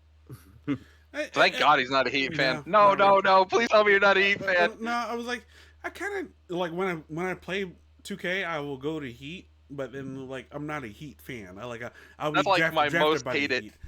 I'll be drafted by the Heat, but I won't exactly be like, oh yeah. But in fact, I haven't played a team basketball video game in so long. I was a Warriors fan. I still am because I like Curry, but I only root for Curry. I'll be honest with you. I like you could say I'm a bandwagon. That's fine because like I'm if the Knicks played the Warriors, I'm rooting for the Knicks. But I Right. do really I really like Stephen Curry. Right. So Yeah. Like I've always, I mean, I enjoy LeBron when he's playing, when he's trying to hit a goal or something like that. It's great. It's awesome. Like Curry because the fact of what how he has changed the game. yeah, Yeah, Um, Jokic is just his own whole nother level, kind of a he crazy. is a Um, unicorn. yeah, Luca, he's Luca, good too. Luca's the same thing. It's just like you change the game and it's crazy. Giannis is Where's just Durant dominant. at? Durant is at Phoenix Suns Phoenix, yeah, Okay, and with they're pretty good, right? yeah, yeah. with Devin Booker You know what? and yeah, Devin Booker. Chris Paul went to the Warriors. Yeah. What up to what's the name? Beam. Beam. I don't know. Like He's out. M Beam. Joel Embiid? Yeah, he got hurt last night. Oh no, that's not good. Uh-oh. Yeah, he hurt his knee. I'm not sure if it's significant or it's just a minor injury. I'm not too sure. So I know he walked out in the end of the game, but Wow, I'm he not. averages 35 points a game. That's nuts. But Joel Beam. Yeah. Yeah, he does. That's crazy. Definitely MVP consideration right now. I think most people think that he might be MVP, but I know he got hurt last night. I'm not sure if that's major Well, hopefully he or gets back because he's a great player. So very good. Yeah, he's a great player. I don't know if he needs to go somewhere else or stay with the Sixers because I feel like He may need to go somewhere else. it's kind of like Charles Barkley, thing when Charles Barkley was playing for the Sixers back in the day. He was so good, but then he realized he can't win in that team, so he had Right. to go somewhere else to Phoenix to actually make to the finals. I mean, well, if it wasn't for Jordan, I'm pretty sure he would have won that championship. But just Jordan was just that much better that year. So, Right. but yeah, but I honestly I'm really liking this NBA right now. I like a lot of the stars. I mean, you got Luca, Giannis, Jokic, and Beam. A lot of these guys are definitely the future of this NBA, and I'll put Brunson on that list too. I think Brunson's another guy. Yeah. he's pretty Uh, young too, right? He's like 25. Something like that. 20 something. Yeah. Yeah. All right. The way Brunson. Let's get into some other things because we're running. Oh yeah, we're We're, running out of time. we're running out of time. Yeah. All right. Xbox Direct happened last week or 2 weeks ago. Yeah, last week. Last week. No, it was actually 2 weeks ago. Believe it or not. Oh, and we didn't talk about it last No, week. we didn't talk about it last week. Oh, that's funny. Hellblade has an official release date. It's going to be $50, digital only, and it's May 21st. May 21st. Yep. Indiana Jones is in the fall. First person mixed with third person, which is kind of weird. Interesting in a way. It's first person for like the shooting and action. It's third person like to do the climbing puzzles and traversing the world. Okay. So And then that is fall, possibly, Mhm. and voiced by Troy Baker. Which, if you don't know who Troy Baker is, very good job too to be like sound like Harrison Ford. if you don't know who Troy Baker, he played Joel in The Last of Us. He was Sam in Uncharted. He was the main character you play in Bioshock Infinite. He's been around. He was actually Batman in. Was he Batman? I think he was Batman. I thought Kevin did Kevin Gilroy not do No, the Batman? Batman in what's it called? Arkham? The Telltale Arkham. Oh, okay. Yeah, He was, could have been. Yeah, I think he was Batman there. Very talented actor. Does a very good job. Harrison Ford voice. Look to see what that's happening with that. What else came from there besides those two things? The PC strategy game Aura, History Untold, which is in game. It's in game preview on PC right now, Okay. so you can join the beta and play that right now. Avowed is coming in the fall Okay. as well. That's right. So and then they also like released. I don't know. Maybe they felt compelled to do it because Sony was having a direct today. They also released like the other games that they're releasing this year, and that's Microsoft Flight Simulator 2024, Towerborn, and then they also talked about some of their third-party stuff, Star Wars, Outlaws, Final Fantasy 14 Online, Dragon's Dogma 2, Stalker 2, and then some of their other stuff that's coming to Game Pass. They were talking about like Uden Chronicle 100 Heroes, Persona 3. Yeah, so they just like released all that stuff today because like I said, I think they felt compelled to give a little bit of news to because Sony had their show. Yeah, So which entailed State of Play happened today at 5 o'clock Eastern Standard Time, and they showed off Helldivers 2 trailer. Looks pretty interesting. Comes out next week. Stellar Blade has kind of like a Final Fantasy look to me. Uh, and gameplay looked interesting, but the trailer was not edited very well, in my opinion. which Uh, one? Stellar Blade. I agree. It was they put a lot of cutscenes, then it would be like a little bit of gameplay, a Yeah, lot more cutscenes, then a little bit of gameplay, and then it looked like there was like different kinds of gameplay, and like so it was kind of confusing to like, okay, so what is this game? yeah. And It then had like yeah, a so Bayonetta mixed in with some Mass Effect elements with some some Xenoblade. I Xenoblade. got some Xenoblade Yeah, feelings from it. It looks like it could be cool. I just would like to see what like the actual full product is like right. when it comes out. Something that I don't have to pre-order and just wait and see. Yeah. Sonic Cross Shadow Generations coming out in the fall. Interesting. Which is pretty much like a Sonic Generations remake, and then they're just adding And then Shadow. you play Shadow. You play Yeah. as Shadow and go I through think his it's two backstory. separate campaigns, right? Yeah, it's two Yeah. separate games. Uh, Zenless Zone Zero in development. Foam Stars trailer coming out for PlayStation Plus next week. Hmm. Dave the Good Diver. decision by them to put that on there as well. Yeah, Dave the Diver, which is coming out in April, but then they're gonna have a crossover version with Godzilla collaboration. It's coming out in May. V Rising, I have no idea what that game is, but they showed. It's Vampire Rising. It's, It's a PC. It's on PC. It's been on PC. It's basically like a Diablo kind of game, but you can like base build ah, as well. gotcha. So They showed off Silent Hill, the short message, which is free to play today on your PlayStation 5, which mhm. is kind of like a first person PT kind of demo. PT, yeah, PT kind of demo too. That's what I got. I was like, oh, it's kind of like a PT kind of demo thing. That's cool. Which is wild because Konami had that and then Kojima at the end.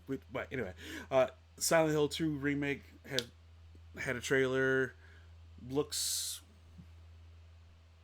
fine. It's not something. Graphically looks really good. Gameplay, Yeah, I feel like they didn't change enough to it. yeah, not enough for me to care about too much about it. There's no date for that. Judas, is that Judas? Yeah, Judas from the creators of Bioshock making a game looks like a Bioshock successor. That's literally what it looks like, and cool. It looks fun for me. Metro Awakening coming out for PSVR 2 looks freaking fantastic. Coming out in 20 this year actually, and then right after that they showed Legendary Tales on the VR as well, which looked terrible but looked kind of like fun gameplay. But it comes, Yeah, it looked like it was running on like the Morrowind like engine yeah, from Xbox, whatchamacallit. original Xbox. Xbox. But it did have some pretty cool stuff. Like you could throw your shield like Captain America. Yeah, I saw that. Like I thought that was kind of cool. It does look like it has like some pretty cool like VR stuff. But I was like, man, it looks dated. Like yeah, the like Metro looks fantastic though yeah. on VR. Metro looks fantastic. That game, even though it comes out next week, and it better not be cost that much, but it. Whew. Which one, Metro? No, Legendary Tales Um, comes out next week actually. I'm gonna look it up right now. They showed Legendary Tales. yep. Dragon's I'll let you know Dogma, how much it's gonna be. Dragon's Dogma 2 trailer looked great. It got me interested in actually buying it or playing it at least. And it comes out March 22nd. The only thing that burns me on that is it's a single player game. Really? Yeah, those are AI controlled people that are with you. Oh no. Okay, that turned me off. Sorry. That I thought I thought it was multiplayer, so I looked it up. I'm like, oh, this is gonna be cool. It looks better than Monster Hunter. yeah. And I was like, nope, it's single player. Oh, I was like, oh, that's lame. that is lame. I Rise of I Ronin. can I cannot find a price for Legendary Tales. I'm still looking, but go ahead. Okay, Rise of Ronin. A deep dive trailer for that. Looks like an Assassin's Creed, Ghost of Tsushima kind of a game. It's not my kind of game, but I'm sure other people will enjoy it. Comes out March 22nd. And Until Dawn is coming out with a remake. In Looks good, like 2024. graphically. Well, they're built in on Unreal Engine 5, so it better look freaking fantastic. I'm excited it's coming to PC. Oh, so you get to play it finally? So Legendary Tales on Steam is $55. No way. Okay, just thought I'd like to throw that out there. There's no- $55 on Steam, There's no way I will pay $55 for that. which means it could be even more on PlayStation that because is- Steam's usually cheaper. That's freaking insane. All right, I wonder if I can go to the PlayStation Store and see it. probably. Is there a PlayStation Store online? Yeah. And at the end, Pete, they showed a 10-minute trailer for Death Stranding 2. When I say 10 minutes, it's more like 9 minutes and 40 seconds. But either way, it's a long ass trailer. And they showed a lot. It's Kojima, isn't it? Like Kojima. Yeah. It's Kojima. Yeah. Now, with how much they showed, you would think the game will be out soon, right? 2025. What? I mean, it's Kojima, man. Like you gotta have a. So Chris, you've played Death Stranding 1? Is that a game for you? Actually, yeah. Believe it or not. Okay, you like it? It's very relaxing. I played the first like chapter or 2 chapters. Yeah. And the cutscenes are fantastic. The gameplay leaves a lot to be desired. It does leave a lot to be desired, but you gotta understand what you're getting yourself into. And once you start going through it, and then you start building, you're able to travel with more things, and delivering mail, delivering stuff and whatnot. Then you're like, okay, this is actually kind of cool. This is interesting. Like for me personally, wise, what I did was like, okay, I'm gonna go travel, do a couple deliveries today. I'll hop on, do a couple deliveries. I'm not expecting great astronomical things, but something just to fill the void. Listen to some nice music, listen to a podcast, and you just truck right along. Kind of like I said though, the cutscenes are freaking fantastic in that game. I got a question, Chris. Like, it's funny that we're getting a sequel to Death Stranding 2. Considering all the I've heard a lot of mixed things about the first Death Stranding. It still sold well though. Yeah, it did. It did. Well, I mean, I kind of figure it's because of Kojima. Yeah, 1000%. It's this first game by himself where you can be like, you can go full Kojima. I mean, I've heard that game is just pretty much you're taking care of this baby and you try to deliver the mail and there's some it sold 5 million units, so that's pretty good. It is. I just feel like I get it that because it's 5 million sales, you're gonna make another game. But was it really necessary to make another game of this? Well, yeah, you gotta keep telling the story, man. Not really. It wasn't really necessary, but and I shit you not, Pete. And in this trailer, you see Troy Baker. Congratulations again. I'm saying his name again. Troy Baker. He's voicing his character. He's the bad guy in the first game. Sorry, and he's the bad guy in this one. And he comes back and he's like, oh yeah, talking, and all of a sudden he starts getting in a fight with something. He looks like he has a guitar in his hand. He does have a guitar, and he's shooting things from his guitar. He's playing notes, and little sparks things are going at this guy, and you're like, what the freak is this game? And then all of a sudden he hits a button, and then it turns into a sword, and you're like, what is this? Kojima, man. Kojima. So they actually have an updated number. It actually has sold over 10 million copies. Jeez. So That is insane. I feel like Kojima is kind of like David Lynch of the video game world. I mean, or like I'm trying to think of another weird director, or weird like the people. I'm not gonna lie, I'm not really a huge fan of his games. So That's the thing, though. Yeah. He's like the Eh, David Lynch of the video game world, or like I'm trying to think of another, or the Paul W. S. Anderson. Is Yeah. that the one who directs all those weird movies? Where, I'm talking about, right? yeah, Like the Royal like Tenenbaums and all. Magnolia. Like, oh yeah, or no, that's the other. I don't know. There's some directors that have a fan Oh, you're base. talking about Royal Tannenbaums? Yeah, and That he movie has sucks, by the way. yeah, exactly. But he has all those weird Asteroid movies. City. Yeah, yeah, yeah. Yeah. And he has all those weird movies that people go and watch, and they're like, "Oh man, his movies are great," and you're like, "Are they?" I mean, Yeah, Are they? I feel that way a lot of like those kind of things, like but I think that Kojima, like, don't get me wrong, Metal Gear Solid is great. It's fun. It's a great series, right? But then they have those. Didn't one of the games I have? don't know. I'm not even really a fan of Metal Gear that much, so Yeah, doesn't one of the games have like a 40-minute cutscene, and you're Oh, like, "What the?" it's an hour and some odd minutes. yeah, it's longer than that. It's Metal Gear Solid 2 at the like after you beat the game, it's like an hour and 40 minutes. No, that's four. That's four. Oh, 4 has it as well. Yeah, Yeah. 2 has it as well too. Because I beat 2, Yeah. and there's like an hour and a half to an hour and 40-minute cutscene at the end. Yep. I remember. I think you're playing one. And I remember during the whole fight between you and was it Liquid Snake? It's just this huge. No, Praying mantis. no. Praying. It's Where it's the Mantis one. where he's No, threatening no, to delete your save file and all that. no. It was the last. I remember. I think it was Liquid Snake because he just kept on doing this monologue throughout the whole damn fight. And he just saying this over and over, and you're like, okay, get to the freaking point, man. You know what I'm saying? Yeah. No. I know what you're talking about. Yeah. Dude, Yeah, you you know what remember? though? Like I gotta say, like Twin Snakes was a pretty good like remake because like I felt like Silicon Knights did a pretty good job making like the battle system better. Yeah, you remember we were playing Twin Snakes and all that, and you were in Yeah. the end, and it was I think Liquid Snake who had this monologue, and we're just kind of like groaning, like, okay, man, get to the damn point, man, let's get this fight over with. Yeah, no, I think it's like I think you like take out like a third of his like health, and then he talks for like 20 minutes. Then you take out like another third of his Oh health, my and he god. talks for like another 20 minutes, and it's like, oh my god, dude, Well, it's gonna take more than that to bring this old dog down. That'll do it. yeah, do it.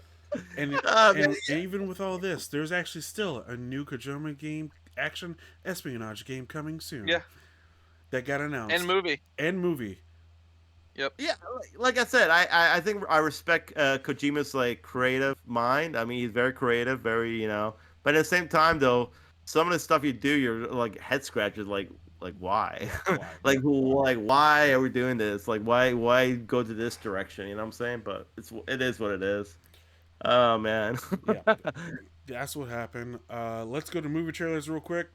Join Oh. the activity. So we can go ahead. But I mean, Get this done and get it out of here. watch together. Alright, what should we... I'll do the first one where I told Anthony about earlier. Oh, let's go. Let's see here. Ooh, Barracuda.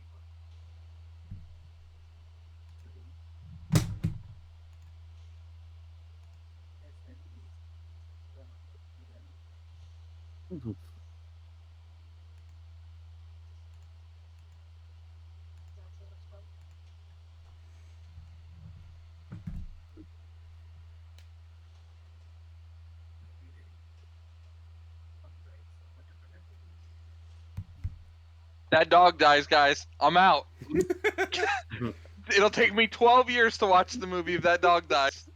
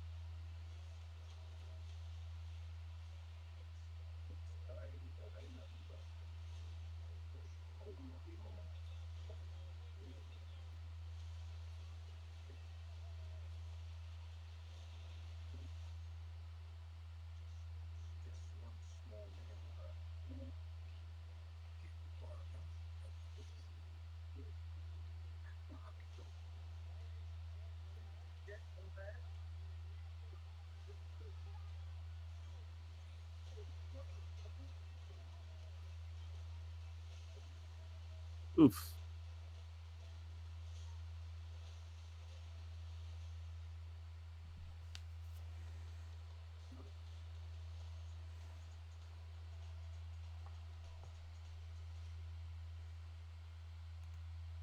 So, like I was telling Anthony before you got in here, Yeah. that is directed by that actor,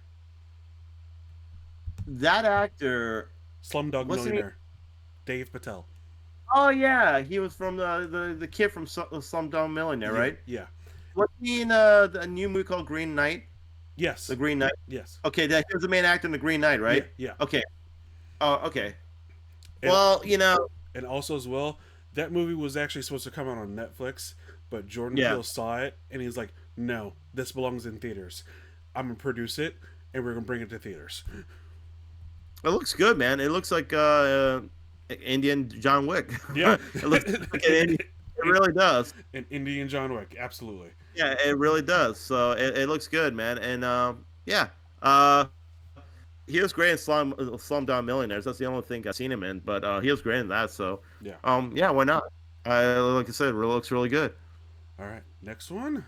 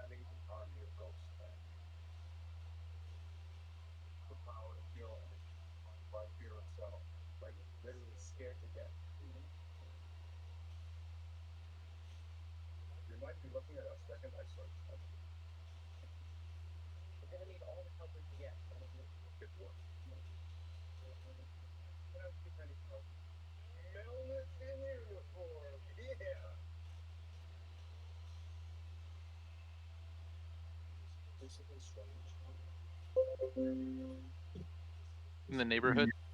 Mhm.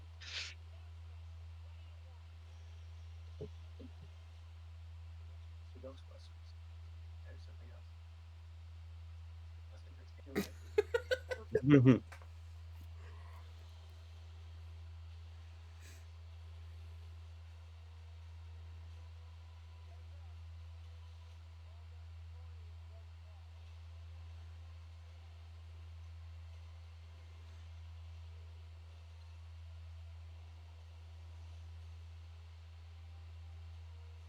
I like the drone pack. Oh That's yeah, pretty sweet. yeah, Slimer. yep. Yes.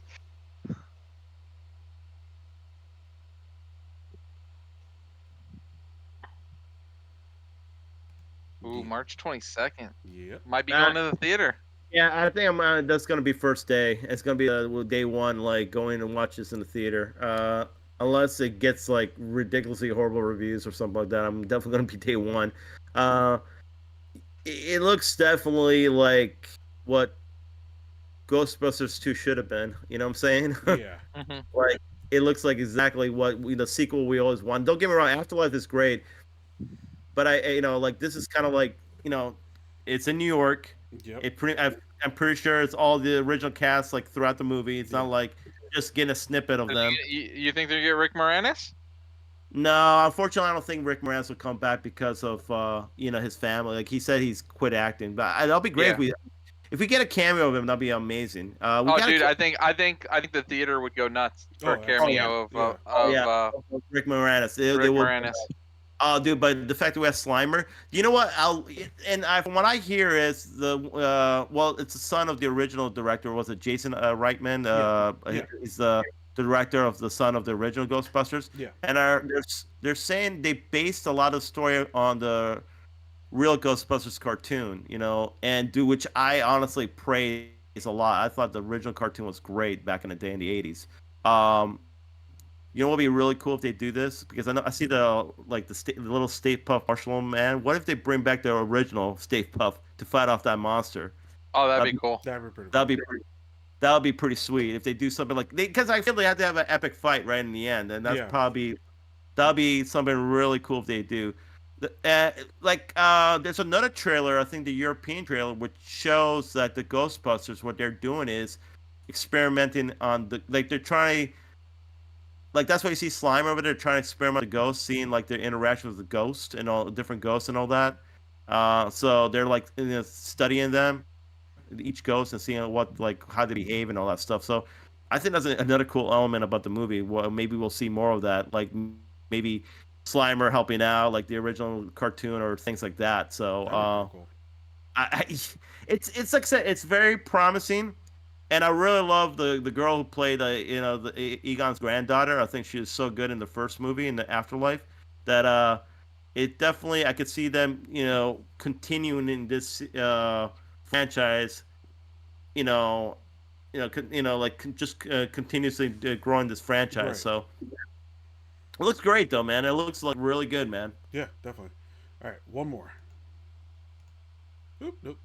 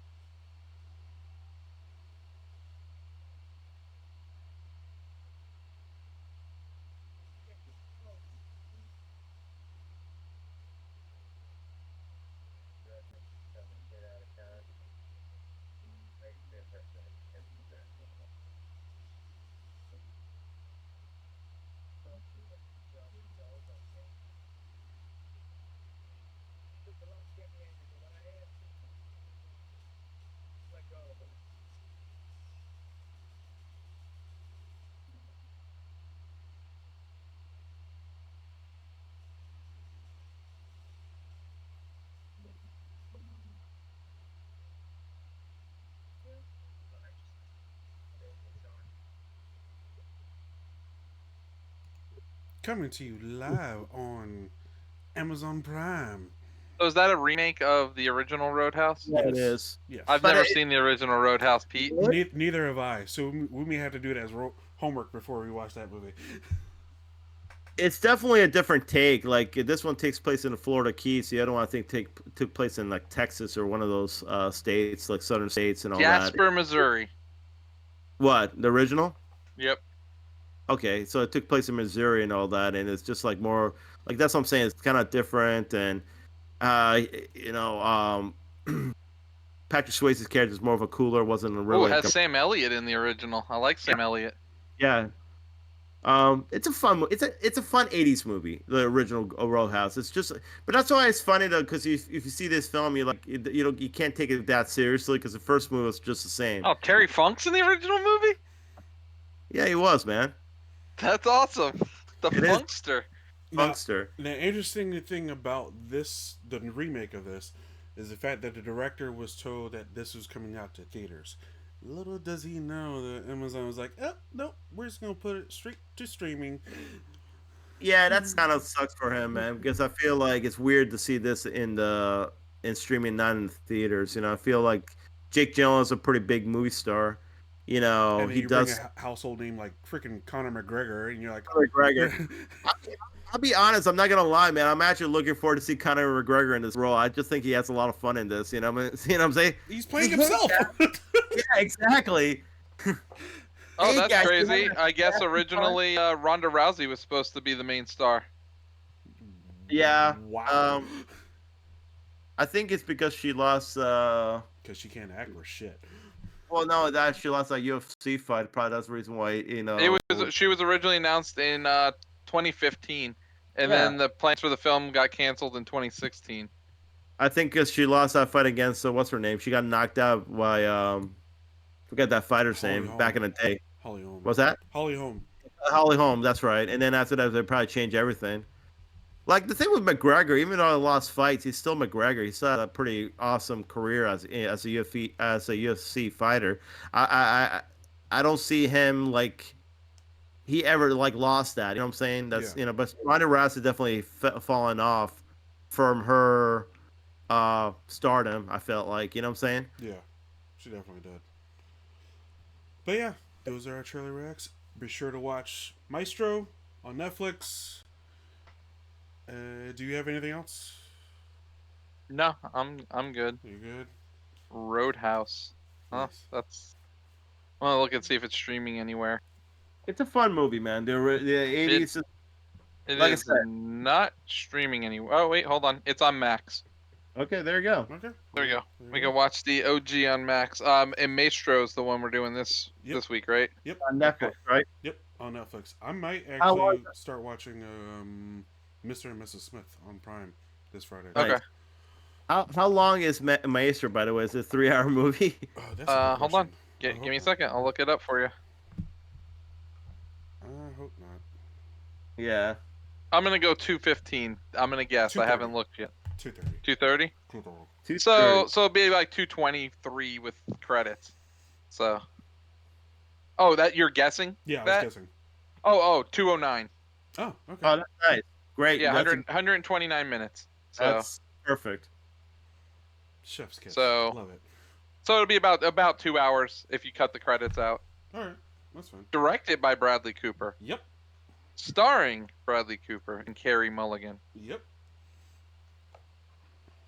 Karen Mulligan, who's that? You may know her in The Greatest Showman. She's been in a couple other things as well. She was in Promising Young Woman, right, or whatever it's called. Yep, That was nominated a couple years ago. I think so. I didn't watch it, and but then yeah, she was also in God bless it, she said she was in The Dig. She was in Saltburn, Great Gatsby. Great Gatsby. Yep. Dude, movies I have not seen. She's in Drive, Pete.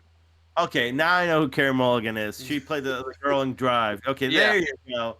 That's the only movie I know her in. All right. No, you know her. You do. You probably didn't watch Brothers, right? No. Do you watch Public Enemies? Yeah, I did actually. With, She's in that as well. Johnny Depp. Yeah, she probably had a small role. Because She's I in remember- Wall Street. Money Never Sleeps. That's true. No, I didn't she watch was. that one. What? What? No, I don't think that. They didn't Wolf watch of Wall Street? No, not No. Wolf of Wall Street. Oh. The Wall Street, like the sequel to the Michael Douglas movie. Oh, that one with Shia LaBeouf. Okay, gotcha. I never even watched either one of those movies. Me neither. I never watched the original Wall Street, which I heard is very good. Wow, that's a '80s movie Pete's never watched. I don't believe that. I haven't. I know it's about, but I just never watched it. I know, but like Pete, you were like already 40 years old in the '80s, so come on, man. Oh, yes, you're right, Ant. That's how I am. Thank you, Pete. You're All right. welcome. All right. Well, we catch you guys next week. Until then, I am King Black Cherry. Catch you later. Eat up. The real Ant-Man. Later.